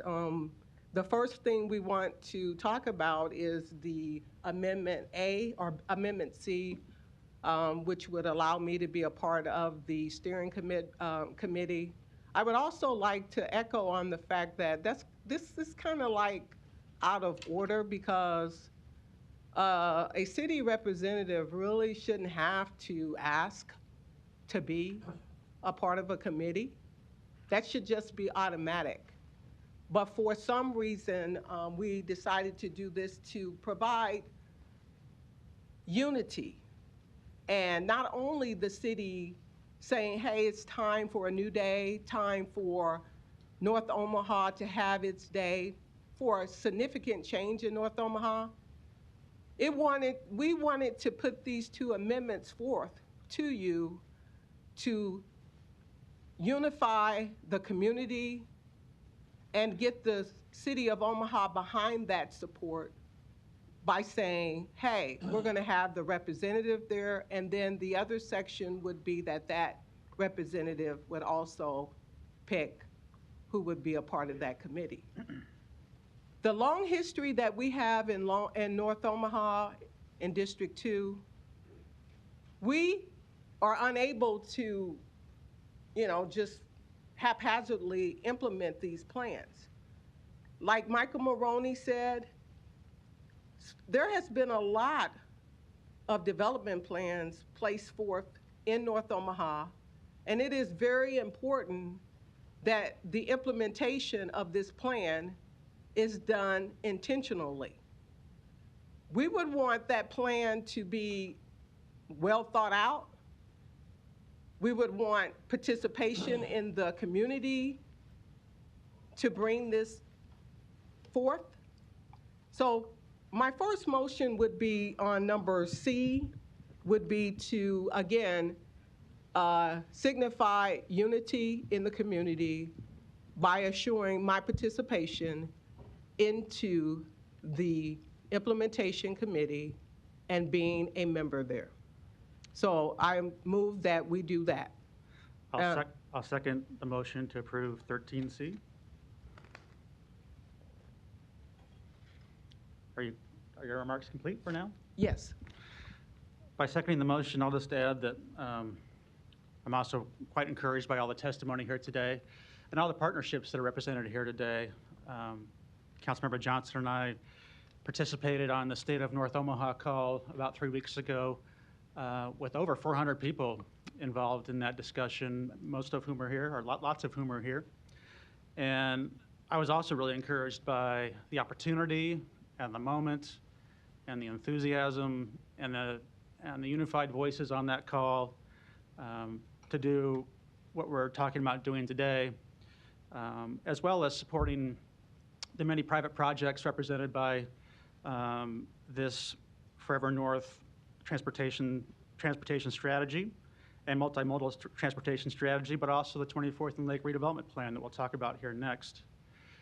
And the huge opportunity, as Mr. Barney recognized, in our support for legislation in Lincoln right now, as recently as yesterday, Bills 1024 and 1025 and also 1238, to bring what could be up to $450 million worth of funds to help implement many aspects of these strategies, a portion of which, as Mr. Maroney has acknowledged, has been missing in the past in previous studies to help actually get them done. And I think this is a huge opportunity for our community to have that happen. I want to recognize my fellow musicians in the room. Great to have you both here. I think it might be your first time testifying before the City Council. So it's great to have your participation in this plan, but also here today. And I think with Mr. Murray that said, if North Omaha prospers, all of Omaha prospers, and that's true. And if North Omaha doesn't prosper, Omaha doesn't prosper either. It's one and the same, and we need to do a better job of realizing that. And I think that's what we're talking about here today and can accomplish by taking some steps here today and with all the rest of these opportunities that are before us. So that's why I'm supporting item number 13 today, and I will support the amendment, item 13C, that ensures the council member from District 2 is involved in what's conceived of being the implementation committee. The document recognizes those that have worked on this effort for quite some time that are called the stakeholder committee, and contemplates that stakeholder committee becoming and transforming into an implementation committee that would then include the council member from this district, which I think is appropriate. With that, no further lights on the amendment. There's a motion to move, and Mr. Harding, is your light on? Or do you want to wait till after that? Make sure it was clear what the amendment was. Okay. The amendment 13C would add the council member from District 2 to what becomes the Forever North Implementation Committee within the document observed in number 13. Okay. Thank you. Just for a note too, and I'll be supportive of that too, but I want to note that in the Forever North report, that it did include elected officials, or it suggested that elected and appointed officials be on that committee as well too, or that, just for the record. Thank you. Ms. Johnson, did you wish to be recognized? No. Okay. Motion and a second to approve 13C, the amendment. Roll call. Palermo. Yes. Rowe. Yes. Bagley. Aye. Harding. Yes. Johnson. Melton. Mr. President. Yes. Motion passed 7-0. And Ms. Johnson, are you recognized? Is your light on? Okay, go ahead. I'm going to go ahead and remove the amendment number D from this. Okay. And so would you like to move 13 as amended? Yes. I'll second that. No further lights? Roll call. Palermo. Yes. Rowe. Yes. Bagley. Aye. Harding. Yes. Johnson. Yes. Melton. Yes. Mr. President. Yes. Motion passed 7-0. Item 12, a resolution to approve the 24th and Lake redevelopment plan located in an area generally bound by Maple Street on the north, Franklin and Clark Streets on the south, 20th Street on the east, and Highway 75 on the west. Planning Board and Planning Department recommend approval. Public hearing and vote on number 12 is today. Proponents, please. Planning Department, come on down. Good afternoon, Kelly Johnston Dorsey, City Planning Department. So I think it's as obvious as we've heard in previous testimony that over the past few years, we've heard and become aware of a growing number of proposed and planned projects in the areas of 24th and Lake, and there's been a call for the city's assistance with some of these redevelopment projects. The Planning Department evaluated existing plans and determined that a new redevelopment plan was needed to address current and redevelopment needs, mainly the transfer of city-owned property. With a redevelopment plan, Nebraska statute grants the city authority to transfer properties at fair value. Fair value may be less than the appraised value depending on the project, the needs of the project sponsor, and other factors. The City of Omaha owns 59 properties within the redevelopment plan area. The redevelopment plan allows the transfer of city-owned property at fair market value. This resolution would approve the redevelopment plan only. Any subsequent transfer of city property will come to you as separate cases. This redevelopment plan also allows the use of eminent domain by the city. It is not planned, but I only mention it to be transparent. In August, the Planning Department began meeting with property owners, active and potential developers to better understand potential development. Through these meetings, we identified additional partners to meet with. On September 2nd, the Planning Department hosted a Zoom meeting to discuss the redevelopment plan. To notify residents of the meetings, we sent 307 mailings and 315 emails. We posted and shared a Facebook event, shared a digital flyer, and posted to Nextdoor. 14 active and potential developers presented their projects during the Zoom meeting. 85 people registered to attend the Zoom meeting. The meeting was recorded, posted online, and has been viewed 217 times on YouTube and 71 times on Facebook. Staff held office hours at the Fabric Lab on North 24th Street on 2 separate days, totaling 7 hours. There were 5 attendees. In October, Councilwoman Johnson hosted 2 public meetings to discuss the redevelopment plan. The first was attended by the planning director and assistant director. While speaking with property owners, active and potential developers, the request was made to extend the southern boundary to include city-owned property as far south as Decatur Street. Understanding the potential benefit to the 17 city-owned properties between the old boundary and the proposed boundary, the redevelopment plan was reworked to extend the boundary to Franklin and Clark. On December 9th, all property owners and residents were mailed a letter in the extended boundary informing them of the plan, where to read it, office hours, times, and locations, and how to get in touch and ask questions or leave comments. Similar letters were sent to all property owners and residents within the Forever North boundary, which is larger. A total of 2,445 letters were mailed. In addition, advertisements were provided on Facebook and in Nextdoor on December 9th, and in the Omaha Star December 10th. 389 emails were sent on December 11th. 4 more office hours were held, totaling 14 hours. 15 people attended. 394 emails were sent notifying residents and stakeholders of this hearing. Posts were made to Facebook and Nextdoor, and another ad ran in the Omaha Star. During this engagement with the community, we received no objections or concerns regarding the plan or boundary extension. The redevelopment plan was created in anticipation and support of community-driven development and investments near the intersection of 24th and Lake Streets. As a redevelopment plan, this plan focuses on potential redevelopment in the area, which was guided by and is consistent with Forever North. Forever North was created by the community with extensive community involvement. Approving this redevelopment plan is a step in implementing Forever North. No city funds are committed with this redevelopment plan, and this redevelopment plan does not approve any projects. Approval of development projects will happen separately from this approval. This redevelopment plan was structured to follow Nebraska Community Development Law, and it provides tools and resources the city can bring to bear to support private and nonprofit redevelopment in this corridor. Thank you. Thank you. Other proponents on number 12?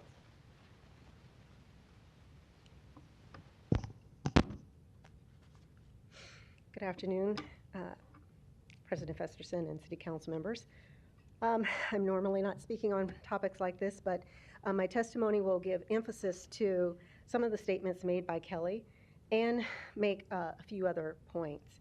As a longtime planning department employee starting in the Community Development Division, I learned of and witnessed many revitalization efforts the city engaged in to promote economic development. Also, as a native of North Omaha and as a resident of this community, I have witnessed progress in the community that lets me know that decades of revitalization efforts by the city and many different community partners have caught momentum and are finally reaching a critical mass of redevelopment activity. I've also observed the overwhelming number of city-owned properties that existed in Northeast Omaha. This North 24th Street redevelopment plan is part of the implementation of the Forever North, as you've heard, and a great example of the city's role in helping to stimulate revitalization at a completely new level. The city's ownership has created a stumbling block, as you've heard from others, for the private sector to purchase property at reasonable prices and then redevelop in a manner that was feasible or economical.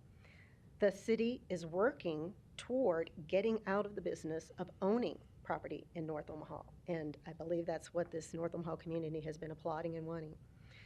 The purpose of this North 24th Street redevelopment plan is to allow the City of Omaha, using the community development law, to transfer and sell city-owned property to potential buyers at fair market value, as Kelly said. And in this case, many of the potential buyers are people who look like the community. This means that the city could sell city-owned property to potential buyers for less than the fair market value if it chooses to do so.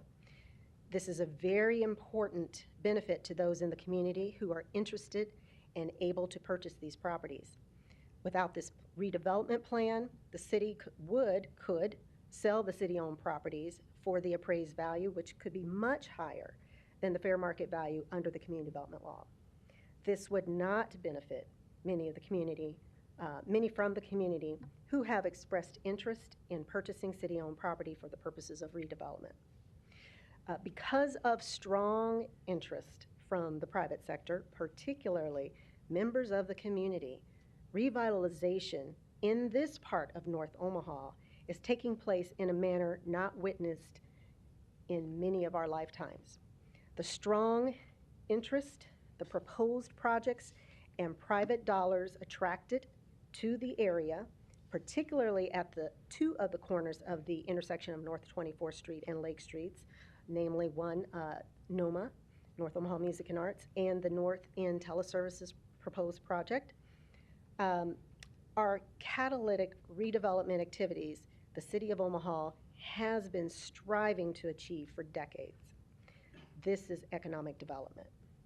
You will hear from several others of the proposed project owners and other representatives leading this transformation that our city is about to witness.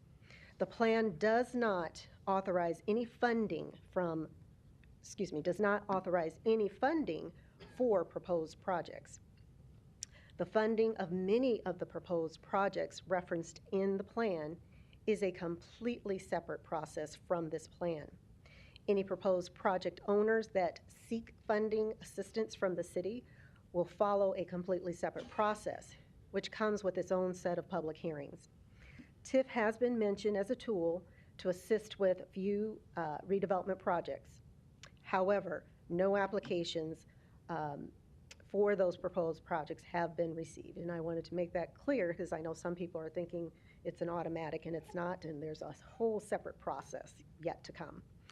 Once TIF applications are submitted, vetted by the economic development staff, the TIF committee, the planning board, those applications in the redevelopment project plans will make their way to the city council. So with that, I thank you for your time and consideration, and I hope you will support the approval of this redevelopment plan. Thank you. Other proponents on number 12?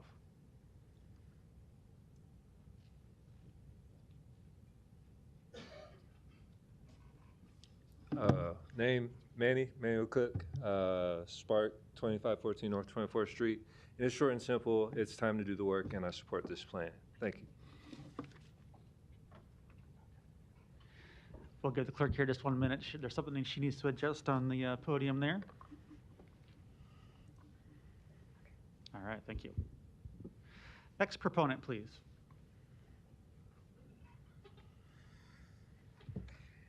Hello, me again, Dana Murray, North Omaha Music and Arts, 2510 or 24th Street. I do a lot of talking about my life in New York because it's actually fascinating to me to see sort of the difference between revitalization versus gentrification. Another story, shorter though. I used to live in Bed-Stuy, Brooklyn, and I remember as a young jazz musician, there were these old brownstones in the neighborhood, dilapidated, some condemned, and they were offering people in the neighborhood, you can buy this property maybe for like $6,000 to $8,000. The city will give you another, I think it was $200,000, but you had to live there for, I think it was 8 years. Of course, our generation, I don't want that old, are you kidding me? No, you're trying to fool me. Fast forward 10 years, those same brownstones had come in, been developed, and were now worth $1.5 million. If only I knew then.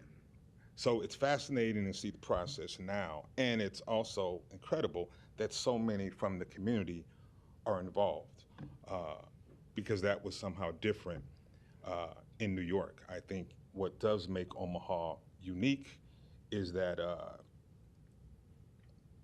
it is a much easier road to get us to prosperity than any other place, underserved community in the country. And that's just not, that's not opinion, hyperbole, conjecture. That's a case study of my own life. So that's just a side note. So this is an awesome process. See, art and music education. I find myself speaking for the youth often. Obviously, I'm for all of these agendas, but most of these agendas seem to always revolve around the adults, right? And because I'm a results-driven person, I tend to look at what went into creating something. We have to be able to look at where we failed our young people. I talk a lot about North Omaha and history of music, and my own experiences. I was probably one of the last group of kids that got to play with Preston Sr. at the showcase. But there was nothing else there, nor was there really a spirit of doing everything that could be done to make sure that the lineage of that music was going to carry on. So here we are, and now there's nothing on North 24th Street that represents music and culture, and again, in my estimation, at the level that that the predecessors would have hoped it would be. NOMA is not only a music school, will be, but it is a place where kids will learn how to become critical thinkers. Again, just like me in music, and there was not much lineage. If there's not much lineage to young people, period, then where are our future leaders, right? I think if we can give more time, and listen, there's a reason for that, right? Our communities of color haven't been afforded the luxury of investment, a lot of the sort of investment that a lot of other communities that are more fiscally fortunate are able to have. So there's a reason for all that, right? Nonetheless, here we are. We have got to invest in our young people if we want to see real progress, because all this that we're talking about, if it's only for this generation, only for the adults, then it's not really going to benefit those that are coming up really, really fast. So North Omaha Music and Arts and the North 24th Street redevelopment is going to ensure, in my estimation, that we give our kids more tools and more creative outlets to be successful, whatever they choose. Thank you. Thank you. Other proponents?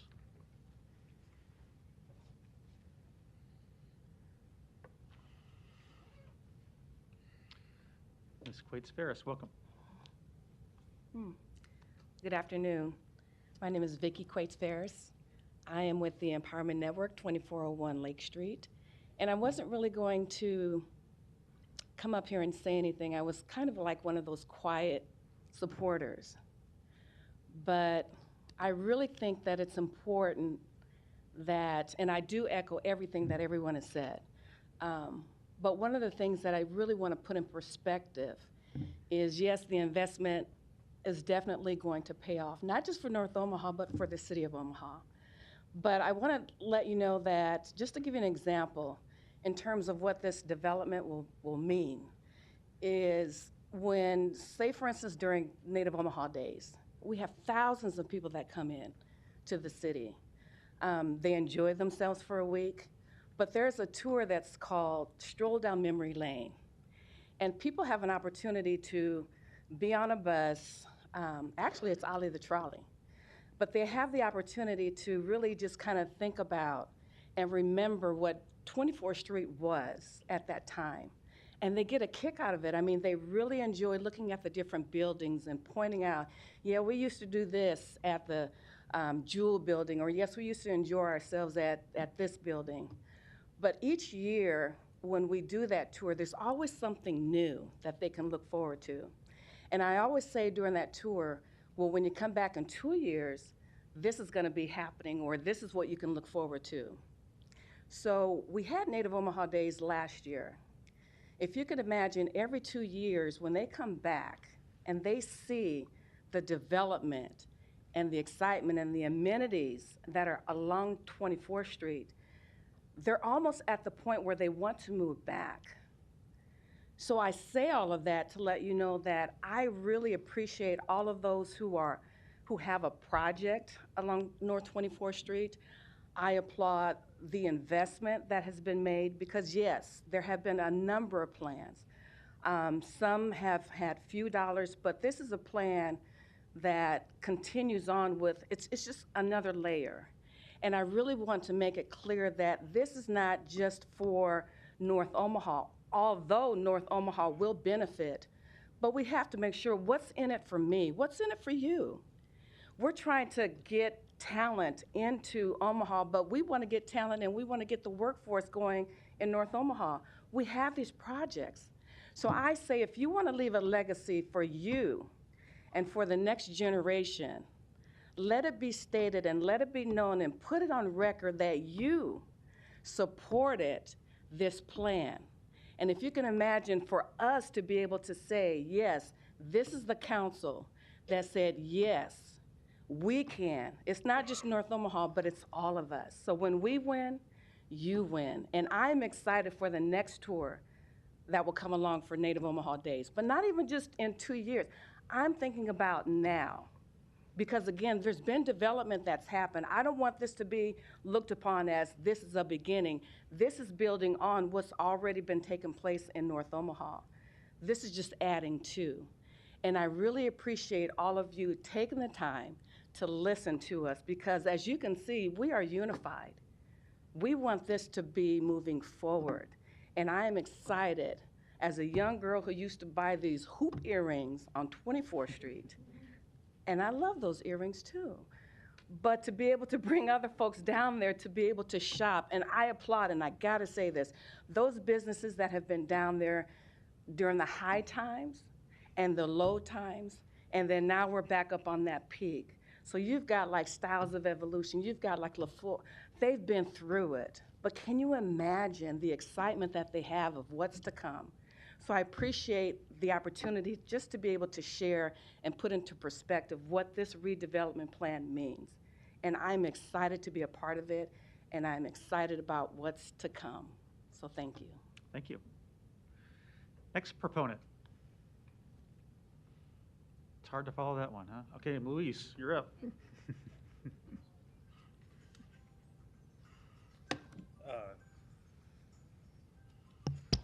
Luis Jimenez, 2709 Dewey Avenue.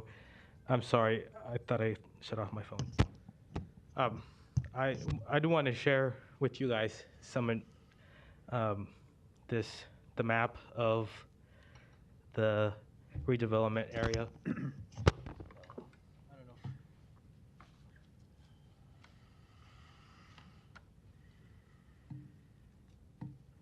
I can't. It doesn't. Can't really see it very well. There's a glare. But if you look at the redevelopment area right away, one of the things that you notice is the vacant lots around up 24th Street. In this area, I met Councilor Johnson in one of the civic forums that they were hosting while the planning department was engaging the community. And I think this is a failure of city planning, the way that what's there, you can't blame the community always. This is a failure of the city, and being able to convey the properties. I think that's one of the things that is talked about from the city to property, new property owners that are going to do something with the property. That's important, but if you go in that little area, there's a lot of things that is thriving. So it is a very interesting area. I remember when I was a kid out in Buffalo County, one of the things that happened was the school from where I lived, it was my elementary school, they took over some properties right across the street because they needed to expand.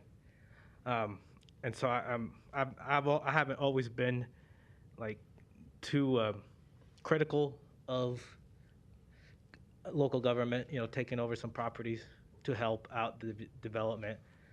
Not overly critical if it helps the area. But that's one point that I want to make is all those vacant spaces just going up along 24th Street. There's one at 24th and Parker. And then within the residential area. And that's another thing that's challenging about the area is that a lot of it is residential. So you kind of have to do some fine tuning, surgical planning there. Yeah, thank you.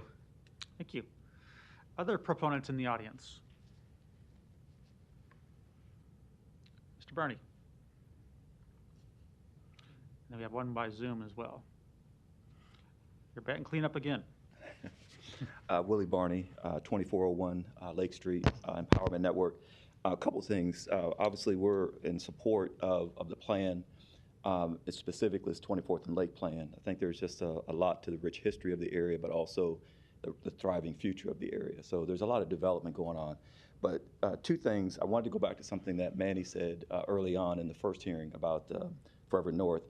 And I think it's reinforced, and I don't want to skip past the comments from Gwen and the impact on small businesses. So one of the things that Manny talked about is how do we, as this moves forward into implementation, and we're prayerful and hopeful that this will also be a unanimous vote to move this plan forward, but it's incumbent upon all of us, including City Council, to make sure that those residents that live in the area, especially the seniors, what can we put in place? Because market values increasing is a good thing. However, if you have a limited capacity to pay those additional taxes, that is something that is a concern that we just want to keep a very close eye on, especially our seniors. So what things, and I know Manny's done a lot of research around this, we've looked at it as well, there are policies that can be instituted to make sure that the seniors are protected based on the income that they have. The second thing is, as Vicki mentioned, the number of small businesses, some of them that have stuck through this 30, 40 years, Styles of Evolution, 15 years, LaFleur's, I'm not sure how long, but how do we make sure that those businesses, those small businesses, those residents benefit from this overall? What are the policies that can be put in place? And I know some of them, there's been recommendations on facade improvements. How do we make sure that those small businesses benefit from that? And in addition to that, as we have seen development happen, new home construction, what funds are available? I know the planning department does a huge job based on the funds that they do have, but what funding could be made available for renovations of those other homes for residents that live there, they want to see their home improved, they want to be a part, they're there in support of the development, but they also want to benefit from it. So didn't want to skip past the concern that the community has had around making sure that our seniors are protected, making sure that the current residents benefit from this new development. They've stuck through it, they've been through it. How do they benefit? And then also, as we begin to bring in additional residents, and we don't want to skip over also the historic history of this and cultural district that we have. So there are Black-owned businesses, and one of the most exciting things that I see, I'm not sure if she's still here or not, but I'm hearing about development, a young African-American woman that has purchased property and looking to develop. A couple of folks that have gone through the Spark Academy on North 24th Street that have purchased the Native Omaha Days building, from what I understand, and they're going to renovate that. So one of the goals has been how do residents benefit and how do we respect that culture, the historic culture of African Americans owning businesses in this corridor. So that development, and then Carmen and her work and her team, those are some really exciting things. But I just didn't want to skip past that concern that's in the community. But we definitely support the approval, passage of this plan, the implementation that will take it to the next level. So thank you so much for your time. We appreciate your vote. Thank you. Thanks for addressing that too. Other proponents, Ms. Tapio. Carmen Tapio, 1500 North 24th Street, Suite 111. One of the things that I'd just like to emphasize is that in a time where many businesses are finding challenges in hiring people and available labor, I'm not having that problem.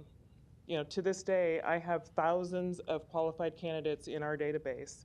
And, you know, I see it as an opportunity, we see it as an opportunity to continue our growth and really to leverage the people that are there, the talent that is there, and to provide upskilling and workforce development. That is a philosophy of ours. You know, we grow our business based on the strong culture that we have and the strong commitment that we have to invest in the community, but also to invest in our people as well.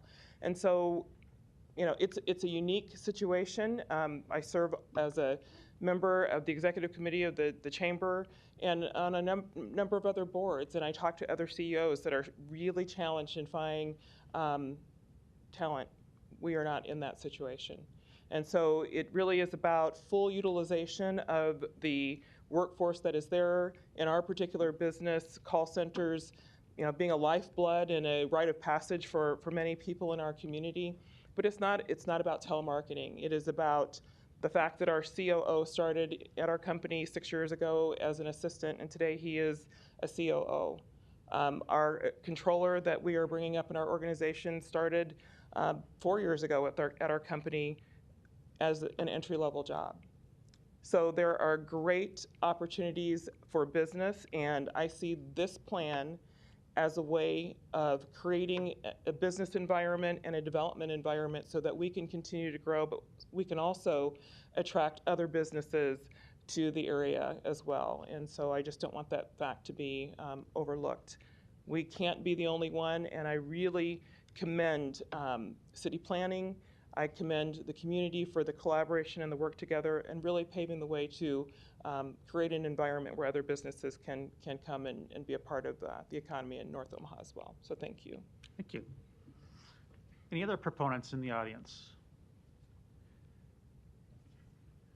I was already up here, but Willie reminded me so I need to tell you that you can't appear twice. But okay, I'm just dropping these off, so I'm just letting you know. Great, thank you. Yeah. I was going to be nice and call you up after saying you couldn't speak. I shouldn't have said anything. All right, thanks for that. All right, I do want to recognize a proponent by Zoom, Ms. Krieger. Get you off mute here in a second. All right, go ahead. Thank you, Jennifer Krieger, Greater Omaha Chamber, 808 Conagra Drive, Suite 400, 68102.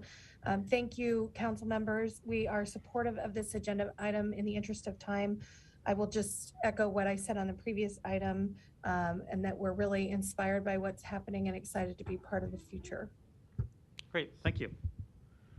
We'll now move to opponents. Any opponents on number 12? Seeing none, public hearing's closed. Ms. Johnson, you're recognized. Thank you, Mr. President. I'm going to be like Ms. Krieger. In the interest of time, I'm just going to go ahead and move that we accept this Second. agenda item. Thank you. Mr. Harding, you're recognized. Thank you, Mr. President. I wanted to address one of the things about displacement. And I know Manny, actually at the planning board, had it, I think if I remember right, had underlined and highlighted when the first bullet point was the number one priority was to ensure that there would be no displacement resulting from any of the projects or plans. And that's what on Forever North, that was included in that plan. And so I know that's top of mind for the committee and for the work that'll be done there.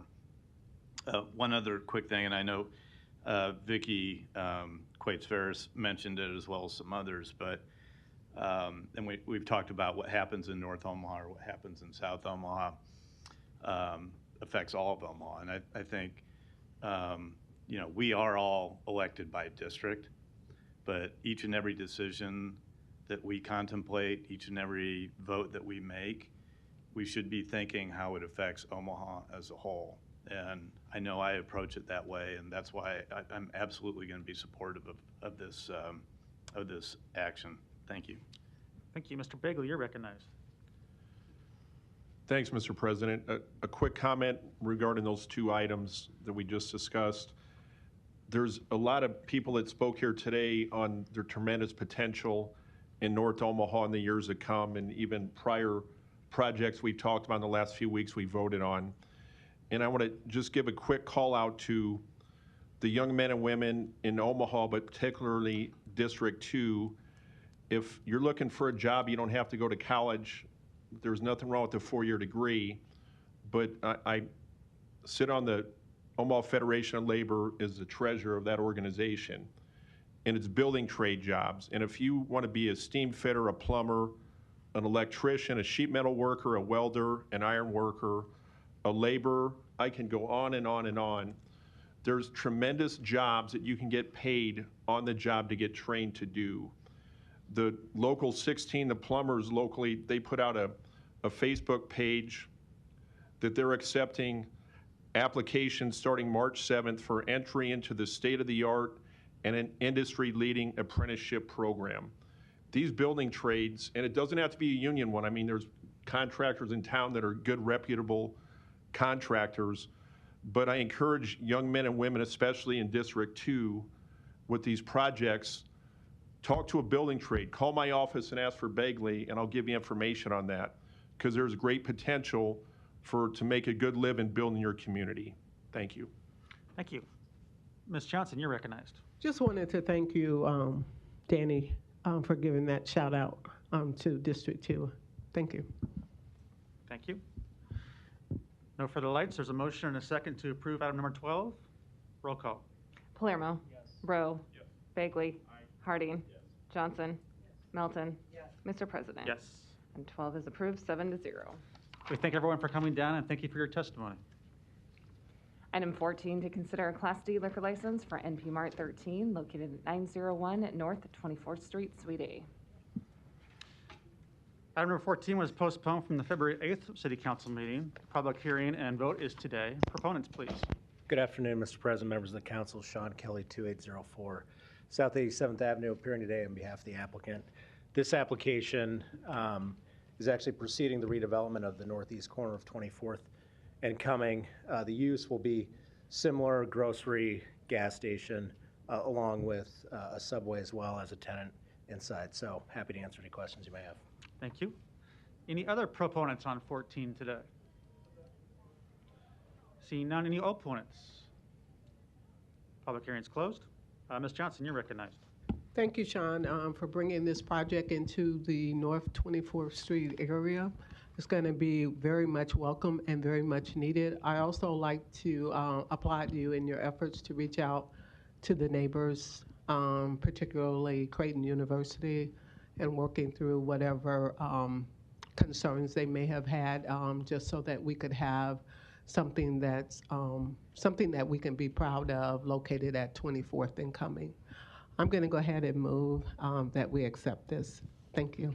Thank you. Second. No further lights. Roll call. Palermo. Rowe. Bagley. Harding. Johnson. Melton is absent. Mr. President. Yes. Item 14 is approved, 6-0.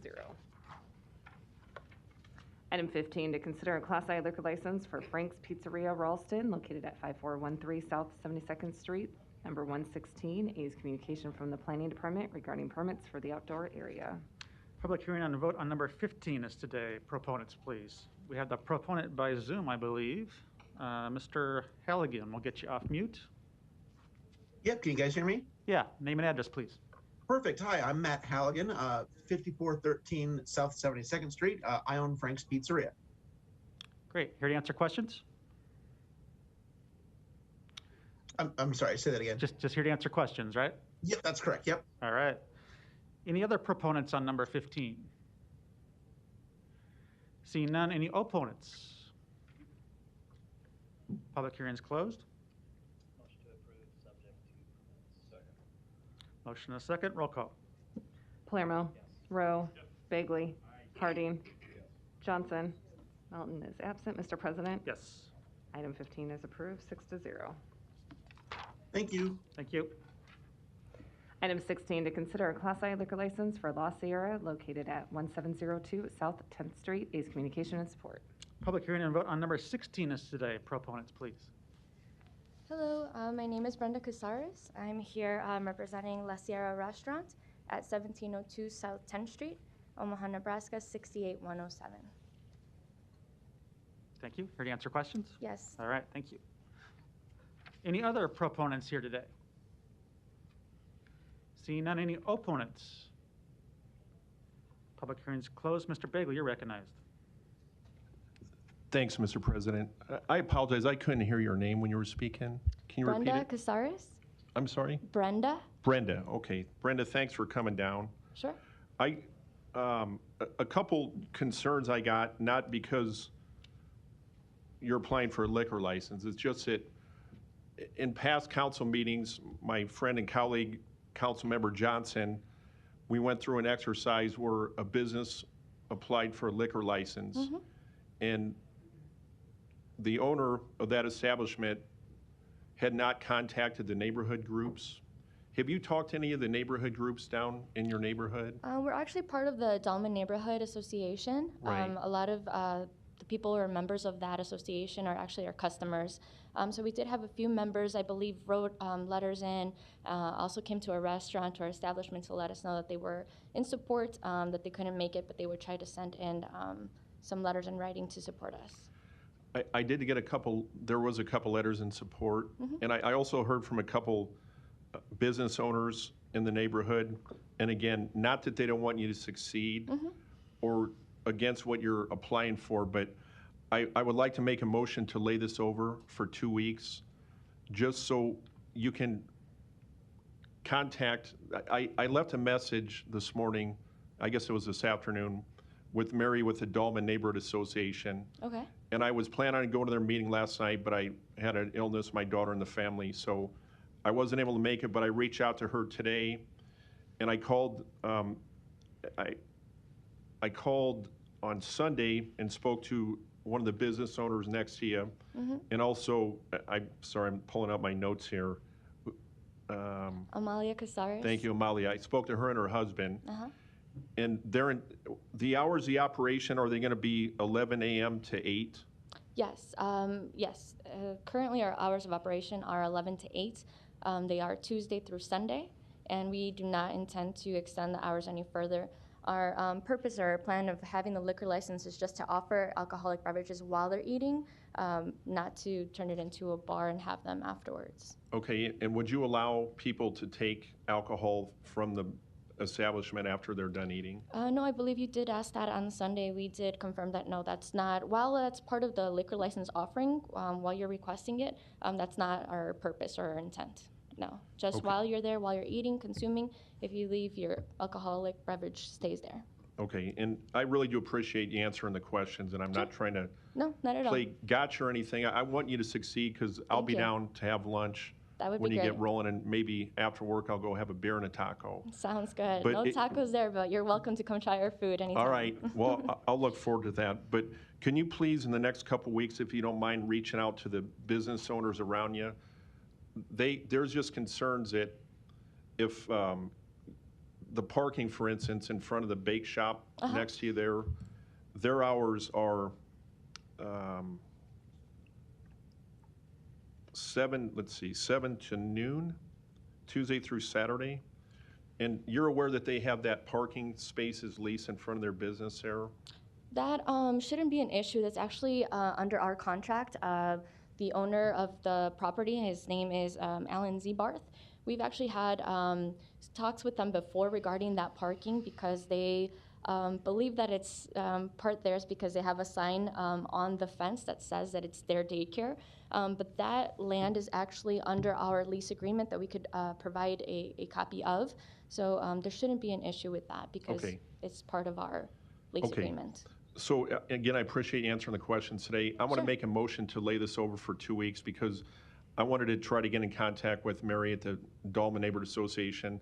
And I want there to be good communication, so when you're back in 2 weeks, any questions that the neighbors or the neighborhood associations or the businesses have, then we can get those answered, and then I'll look forward to supporting you in a couple Should weeks. I be waiting for those questions or those answers, or should I be following up with Mary myself?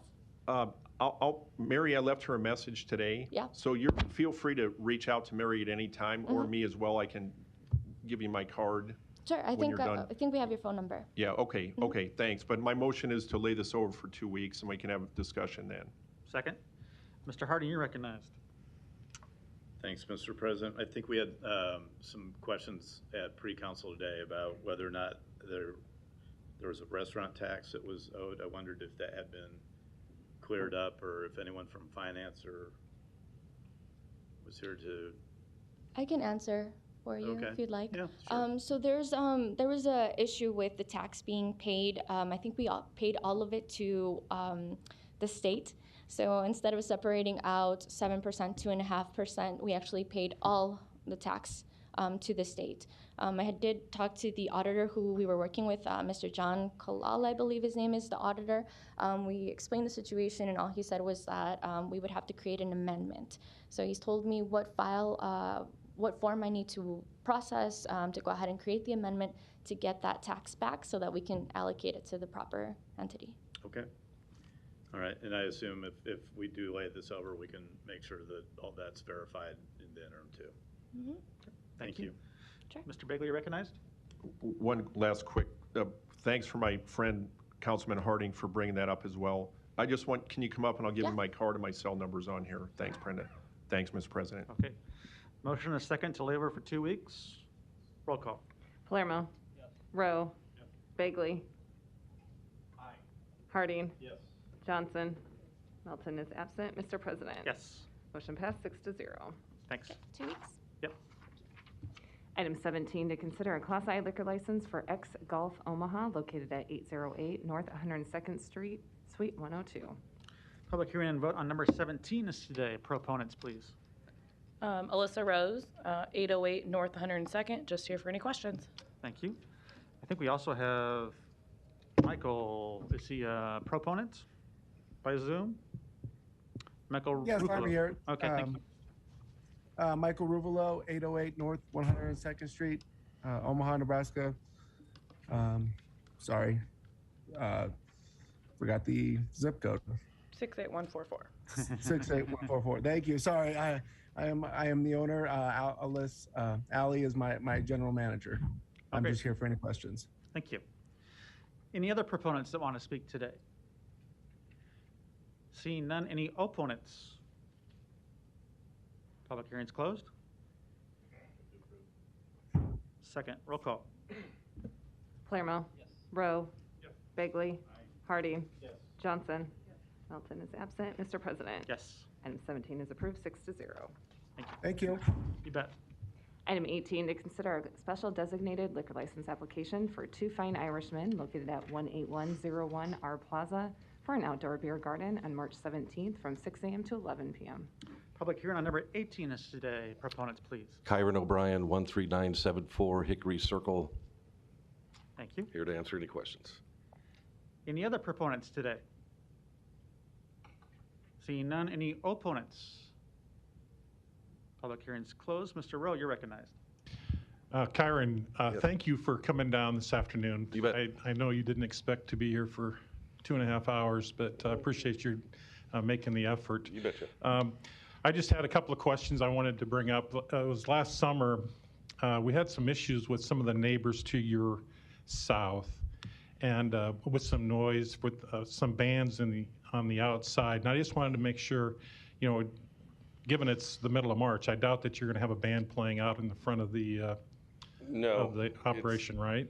The reason why we're getting an SDL is you need one to get a Budweiser truck to keep it refrigerated. You order more for St. Patrick's Day. And an SDL also allows you to send back the unused beer. So that's the difference in why most Irish bars get SDLs. It's easier to plan for inventory. Okay. Like, we're not having an outdoor area. Okay.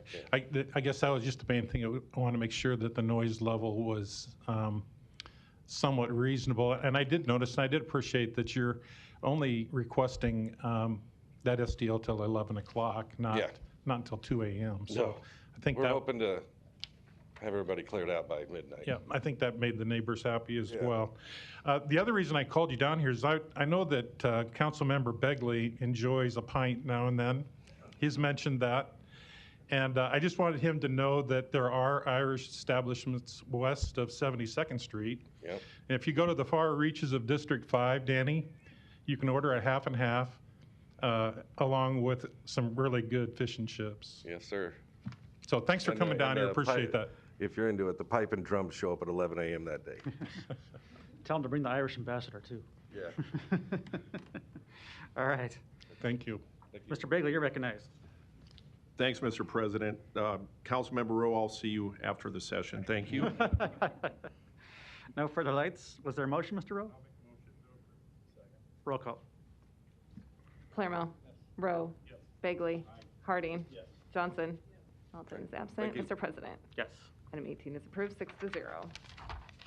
Item 19, to consider a special designated liquor license applications for Maloney's Irish Pub located at 1830 North 72nd Street for St. Patrick's Day events on March 17th from 6 a.m. to 2 a.m.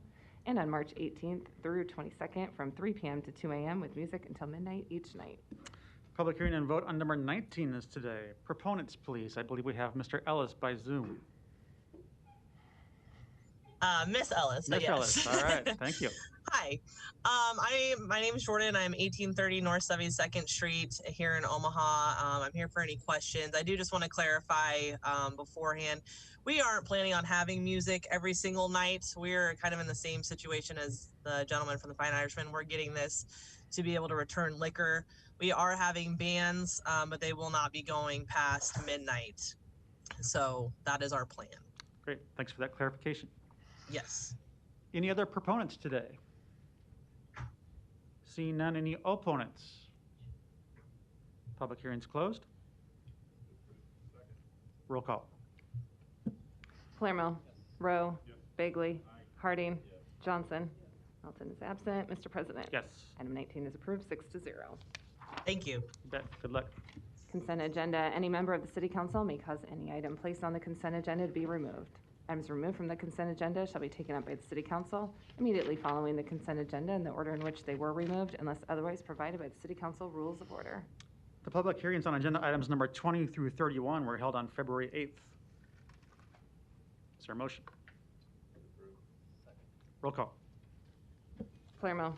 Rowe. Bagley. Harding. Johnson. Melton is absent. Mr. President. Yes. Motion passed, 6-0.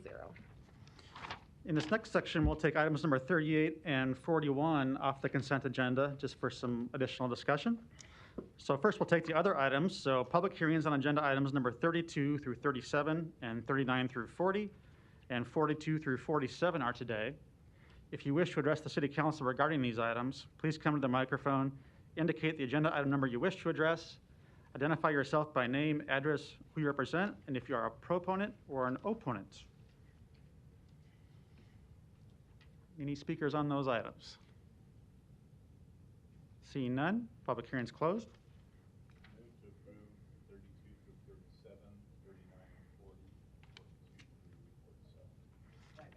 Motion and a second. Roll call. Palermo. Rowe. Bagley. Harding. Johnson. Melton. Mr. President. Yes. Motion passed 7-0. Well, now, Item- go ahead. Oh, item 38, a resolution to approve the nomination of Rudy Smith Senior Street as a commemorative street name on Lake Street from 34th Avenue to 36th Street. Public hearing on vote on number 38 is today. I understand we have some family members here. We appreciate hearing from you on this commemorative street in honoring of Rudy Smith. My name is Charlotte Abram. My address is 4916 North 50th Street here in Omaha, Nebraska. I am a proponent. I am a childhood friend from the age of birth on of Rudy Smith. His wife, Lana Smith, his widow, is here. Some of you might know Rudy's story.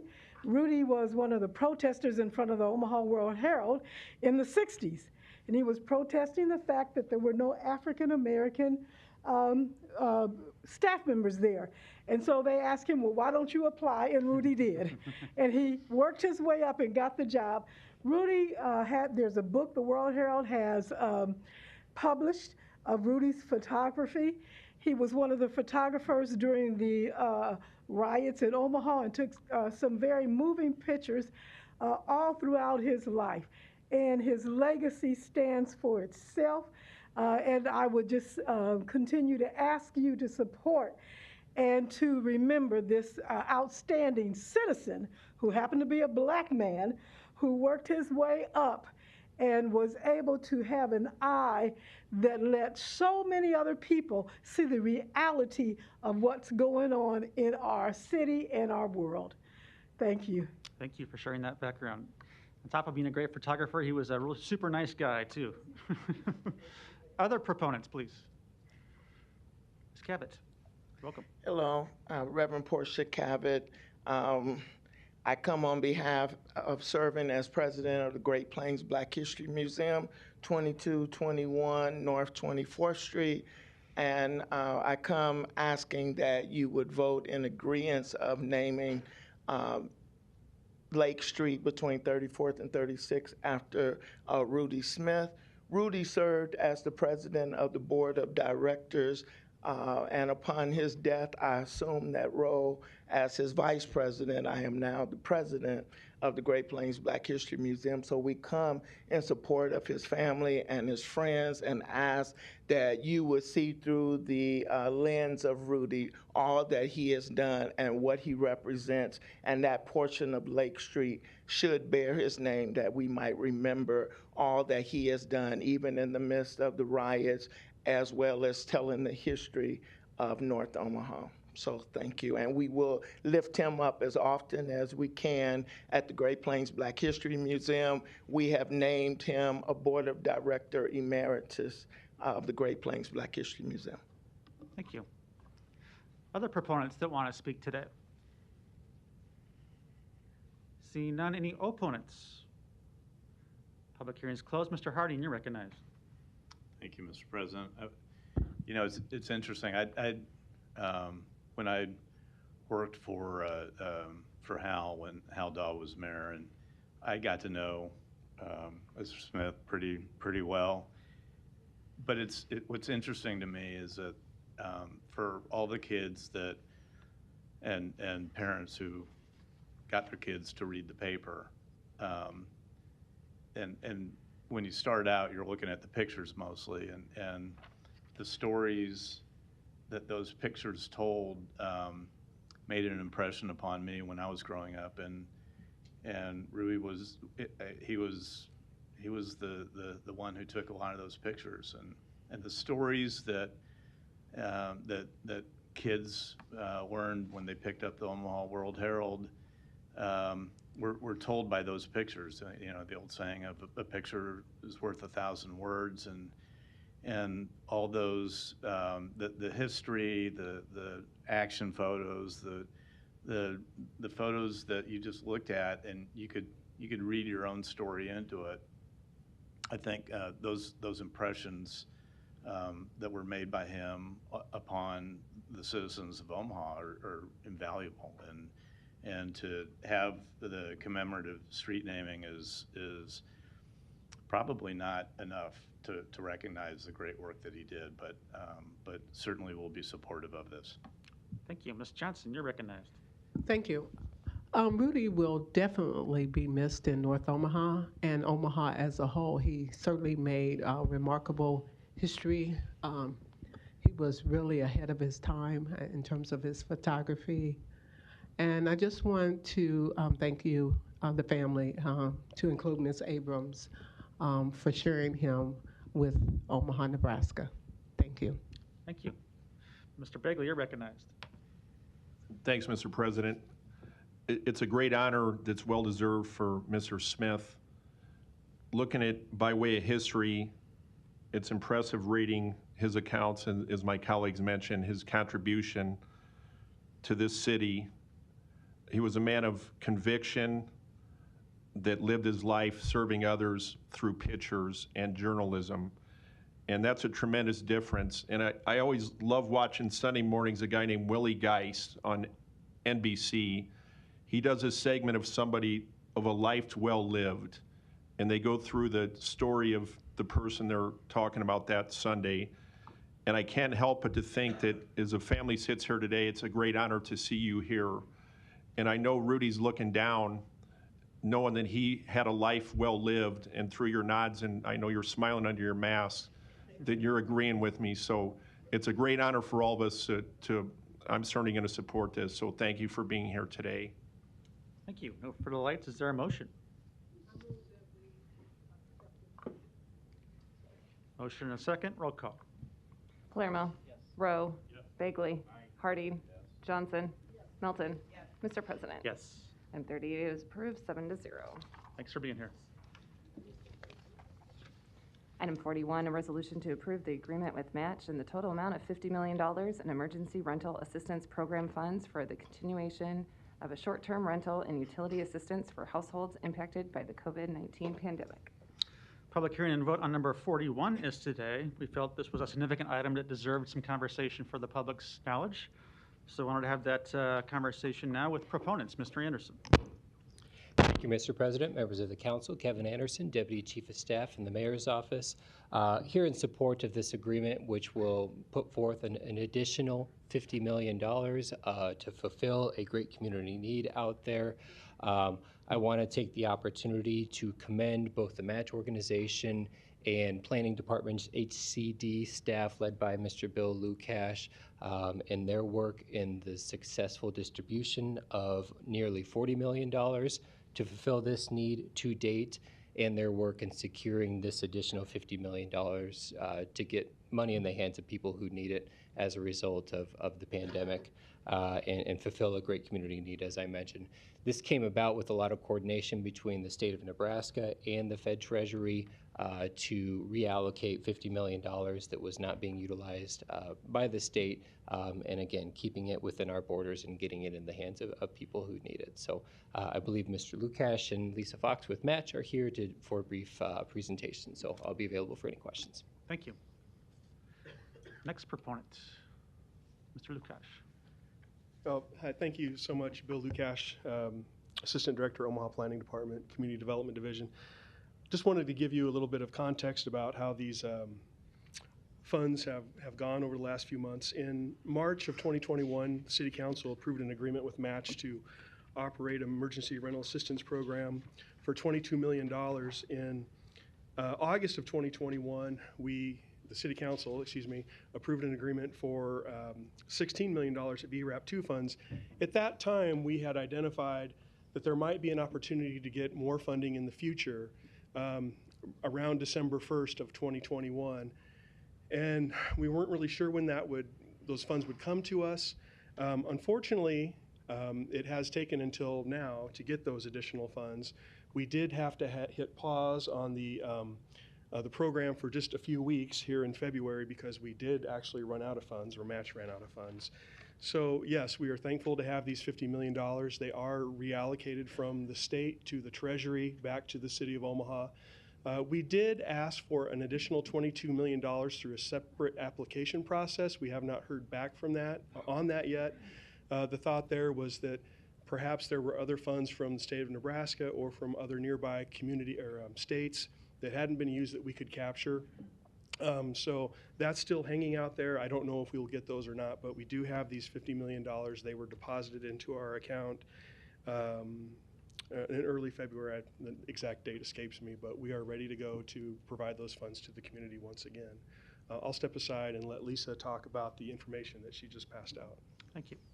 Hi, everyone. My name is actually Lisa Vukov, V as in Victor, UKO, V as in Victor, representing the Metro Area Continuum of Care for the Homeless at 6001 Dodge Street, Suite 117.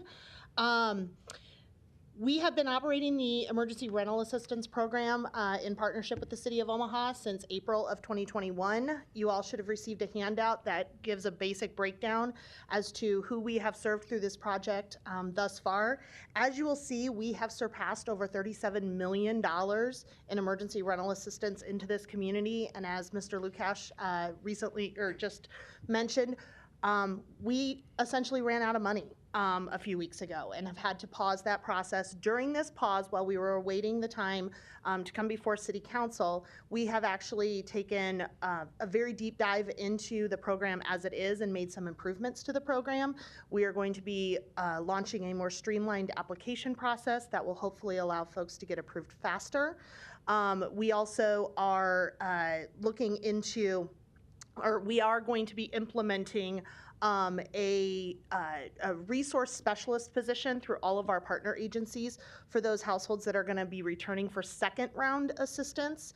One of the things that we are really trying to prepare for in the future is the cliff effect that is going to come when these funds ultimately disappear from our community, whether that be when the expiration date comes or when we run out again. We recognize that there's been a huge influx in emergency rental assistance, and when we go back to the status quo, we're going to need to have some plans in place for households that are continuing to struggle.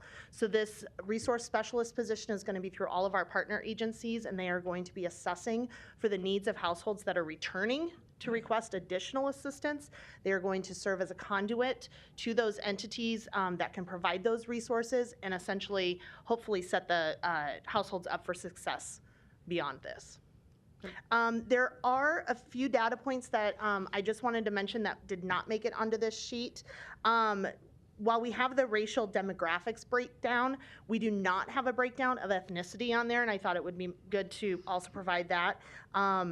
For all of the applications that we have received, 82% of those identified as non-Hispanic, 7% of those identified as Hispanic, 8% of those individuals preferred not to answer the question, and 3% reported that they did not know. Great, thank you. Any other proponents today?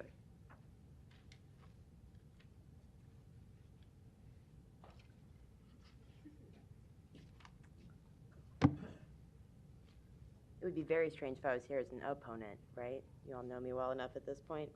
Erin Feitstinger, Director of Advocacy and Policy at Together. We are one of the partner organizations that my good friend Lisa was up here talking about, 812 South 24th Street, 68108. And I was asked to come down and talk about the Tenant Assistance Project and its connection to emergency rental assistance funds. And I'd also like to highlight just a little bit of what we've been able to do as a result of ERA in our community, and also because of the city's good decision to allow community organizations to disperse these funds as opposed to someone else. The Tenant Assistance Project, or TAP, was launched in Douglas County in August 2021, and the CDC eviction moratorium expired very shortly after that.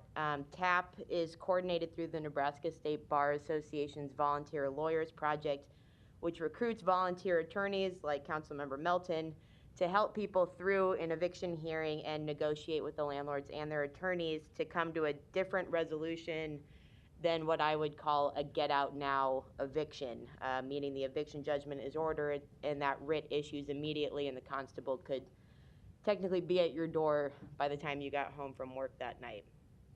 Before TAP, that immediate eviction judgment rate, those get out now evictions, was around 95% in Douglas County Eviction Court.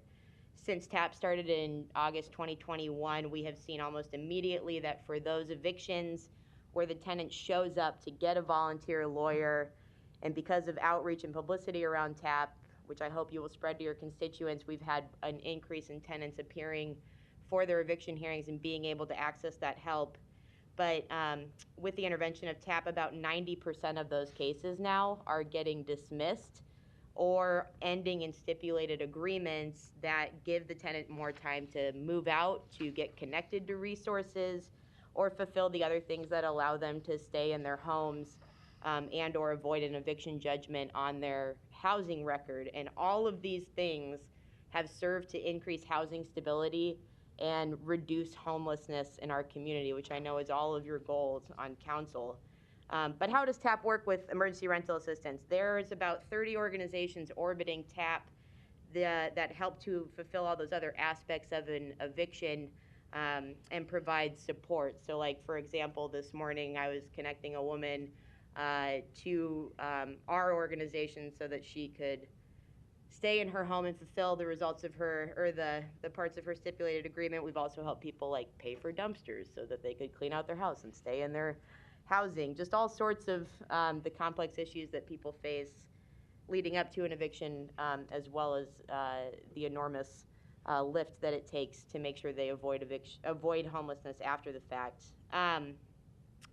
TAP has a match representative zoomed into the lobby of eviction court. And I know we all despise Zoom, but thank goodness for it. And that helps connect both tenants and landlords to emergency rental assistance funds. This incredibly simple system has been overwhelmingly effective at making sure that these emergency rental funds are being used exactly how they're supposed to be used to prevent homelessness. Tenants and landlords, many of whom did not know about the availability of these funds until walking into eviction court that morning, can walk right over to the computer and start their application. And that means that we have one less person becoming homeless that day and one more landlord who's able to cover the costs of providing and maintaining affordable housing in the community. Of the 450 people facing eviction who have been helped by TAP since August 2021, so that's 450 people that have been served by TAP, 68%, or 306 of them, have been connected to and received ERA funds directly in court from Match. That's 306 Omahans who would otherwise be homeless but for the availability of these funds and our ability to connect people to resources. Just this morning, I saw 2 people avoid an immediate eviction because of the availability of ERA funds through Match out of 13 hearings. So that's a good rate for us in eviction court. Some context why this matters. Omaha accounts for about 50% of statewide eviction filings annually. So we make up 50% of all the evictions in the state. And that's around 3,500 a year annually. In 2020, because of the various moratoria, that number dropped to a little over 1,800 filings in Douglas County. In 2021, that number rose to 2,500 with the expiration of those moratoria. But I want you to understand that that number could have been so much higher if we did not have emergency rental assistance. It's the only thing stopping people from becoming homeless, and it has allowed us to do incredible things, such as TAP. But just to give you an illustration, last week there were 135 eviction filings in Douglas County, which is nearly double anything that we've seen since March 2020 when COVID started. And 121 of those filings were for non-payment. So these are all people who needed help. Because there is such a high need for ERA in Omaha, and because we've been so efficient at meeting that need that we had to pause ERA applications and processing until this payment on this agenda item came through, fewer landlords and their attorneys were willing to make deals last week because they were nervous that that funding wasn't going to be available, that everyone in that courtroom was relying on. And I'm going to wrap it up, I promise you, Councilmember Festerson. I also want to point out, though, that we've been able to develop really comprehensive support systems around eviction court and for people facing evictions in a way that we have never been able to do before, and that's entirely because of the availability of ERA funds, and the willingness by our local electeds such as yourself to trust us as community organizations to know how to distribute these funds.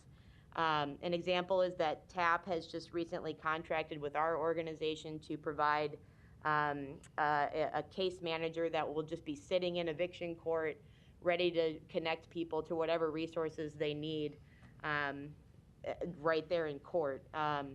We can do a lot of great things with these funds, things that will allow us to reduce homelessness and make our community stronger and more stable as a result. So thank you for your support of this item. I am always happy to come and talk about evictions and homelessness and housing instability, though I should note I do have other more fun interests. Like, I don't just talk about this all the time. They were just talking about pizza and La Sierra. I'm interested in both of those things. So anyway, happy to answer any and all of your questions about TAP, housing, homelessness, maybe pizza. All right, thank you. Other proponents today?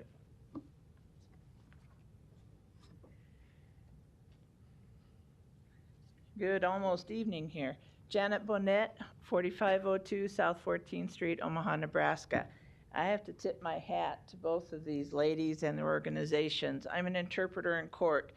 The other day I was called in to small claims court and was mobbed by people that needed help with housing issues. Thank God that there were folks out there in the hallway willing to help them and ready. If there's going to be someone there every day, every time that there's a case like this, it's going to be very important. This money is absolutely essential to help areas, particularly like mine, South Omaha. I am astounded, though, to hear that only 7% of applicants were Hispanic or identified as Hispanic, because I see people being evicted all the time in my area.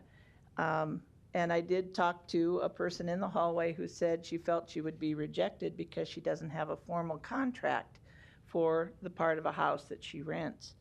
So there are serious issues out there for housing. I'm glad to see that it's being handled by organizations in town, not outsourced. And I'm also very pleased to know that the City of Omaha, I hope, will be accepting this funding and using it appropriately. Thank you. Other proponents today?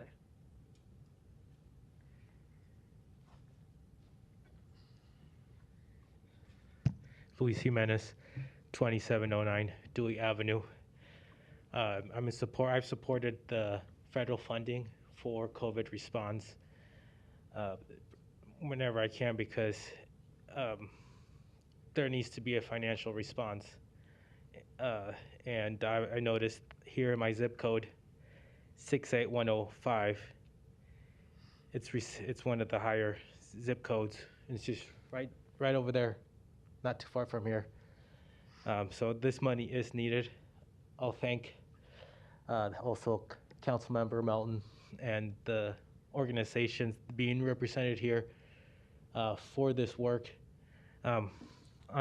If you turn your paper around, you'll actually see that throughout the last 2 years, this funding has month to month has gone down. You see this from up here, 6 million in July 2021, and now February 2022, it's at less than 2 million. So it is an emergency, and I'm glad you're going to respond as such. Thank you. Thank you. Other proponents today? Seeing none, any opponents? Public hearing's closed. Ms. Melton, you're recognized. Thanks. I know it's getting late, but I really want to thank Lisa, Match, Aaron, Lori, all the attorneys that show up every day, 4 days per week. Thursday's the only day off. There's no eviction court on Thursdays. But there have just been so many people that have really dedicated a lot of time to this. And I really do think the council should be very happy and proud that we selected Match to do this. Match isn't only just taking those applications. Like Aaron said, they are there every morning, available by Zoom. We've got Match on the computer answering questions. The lawyers are able to talk to them about clients. And then even after that, the responsiveness of Match has been incredible. And I just wanted to say thank you. I know you're kind of behind the podium there. I can't see you, Lisa. But Aaron's response too, and the amount of people that tap and Aaron and Match has been able to help with these funds has been incredible. And I do agree when these are used, hopefully between now and then we'll find a more permanent solution to this. So thank you to everyone. Thank you. And Lisa, may I ask you a question too? Or actually, I just want to give you the podium for a second because I was talking to a constituent this morning who was very much in favor of this and had been a little bit confused about recent reports. As you noted, the city of Omaha did accept the $40 million, and we did distribute it through match, and I totally agree with Ms. Melton. That was a great decision. You've got it out a lot faster and in a lot more coordinated way than I think the city could have done on its own. And so we want to continue that success. But they had heard that the state had declined money, and that's also true. But the money we're talking about here today, the extra $50 million, was money that was already not used by the state that we were able to take advantage of and reallocate to the city. Is that correct? That is correct. There's a lot of confusion, I think, going on out there right now. And what we're talking about here, the U.S. Treasury actually issued 2 allocations of funding through 2 different congressional acts. And so what we're talking about here is the original ERA or ERAP 1 funds that the state of Nebraska received to the tune of $158 million. And the city of Omaha received to about $22 million. We blew through that first $22 million for the city of Omaha very quickly. The city of Omaha had applied for ERAP 2 funds, which came down through the American Rescue Plan. And we blew through that money as well already. And so through the state, their original $158 million of those ERA 1 funds had been spent very slowly. And so through this process, since the city of Omaha, as well as our colleagues in the city of Lincoln, since our funds were being drastically depleted, there was an opportunity to go back to the U.S. Treasury and say that we wanted to redistribute these funds across the areas of Nebraska that were becoming depleted, and that was ultimately accepted by the U.S. Treasury. And so these are going back to those original ERA 1 funds that have a sunset date of September 30th of 2022, so this year. Very different than what is currently in the Nebraska legislature regarding the second round of ERA funds, which of course was the $16 million that we got here in Omaha. And those actually have a later sunset of 2025. And so. Yeah, thank you for that clarification. Yep. And I, for one, do hope the state changes its mind and does apply for that money. But I do want to thank you and Mr. Lukash for realizing the opportunity with this particular fund so that this doesn't just go back to the federal government, but can be used by constituents here in Omaha effectively. And as you note, that needs to be distributed by September, but I don't think we have any concern about that being possible given the history here of the $40 million that you've already been able to distribute, right? Correct. In fact, we have been building, we've continued to approve applications that are in our queue during this pause period, and we've already accumulated almost $3 million, or a little actually over $3 million, that as soon as this hits our bank account, we have to pay out. So we're already tapping into it. Great. And for those that are watching, and actually, I know our cable was down earlier in the meeting, but it is back up now. So I wanted to give you a chance for those that are watching that maybe aren't aware of how to apply for that. Just a little commercial about how they do reach out to Match, what your contact information is. And by the way, Match stands for the Metro Area Continuum of Care for the Homeless. It's an acronym that sometimes is a kind of a tongue twister, but I want folks to know what it is you do. And then maybe just a quick information session about how they can contact you. Sure. So we have a website that is kind of the gateway into our application. It is known as matchconnect.org or MACCHCONNECT.org. Through there, you will be initially instructed to enter your physical address of your rental unit. That is so that we can verify that it is within the city of Omaha boundaries, because we cannot pay outside of the city of Omaha. And then from there, you are connected to our portal where you will begin your application. For those who may not have internet access or who are struggling with completing an online application, we do have a contract in our partnership with the United Way 211 call center. They can begin applications over the phone, and they can also help folks navigate any challenges that they are having with their applications. We do have an email address for any inquiries. It's known as Omaha ERAP or ERAP at endhomelessnesstoday.org. And we are always prepared to take questions and field any challenges that folks are having with their applications. Excellent. Thank you. No further lights. Is there a motion? Second. Roll call. Palermo. Rowe. Bagley. Harding. Johnson. Melton. Mr. President. Yes. Item 41 is approved, 7-0. Thanks. Item 48, a resolution to approve the settlement agreement for Brandon Bierman versus City of Omaha in the amount of $75,000. Public hearing and vote on number 48 is today. Proponents, please. Matt Kuzi, City of Omaha Law Department, here to answer any questions. Any other proponents today? Seeing none, any opponents? Public hearing is closed. Roll call. Palermo. Rowe. Bagley. Harding. Johnson. Melton. Mr. President. Yes. Item 48 is approved, 7-0. Item 49, an ordinance approving a bid from Northwest Electric LLC for the City of Omaha maintenance services for various electrical equipment in the annual estimated cost of $147,990. Public hearing on number 49 is today. Proponents, please.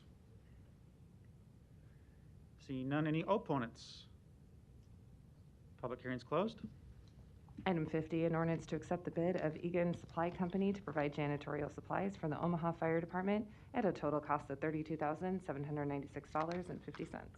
Public hearing on number 50 is today. Proponents, please. Seeing none, any opponents? Public hearing is closed. Items 51 through 63 do not require public hearing or city council consideration at this meeting, but will be placed on a future agenda for public hearing and or vote. The reason for non-action is noted after the item on the agenda, as well as the date the item is expected to appear on an agenda for consideration. Second, roll call. Palermo. Rowe. Bagley. Harding. Johnson. Melton. Mr. President. Yes. Motion passed 7-0. Meeting is adjourned at 5:01.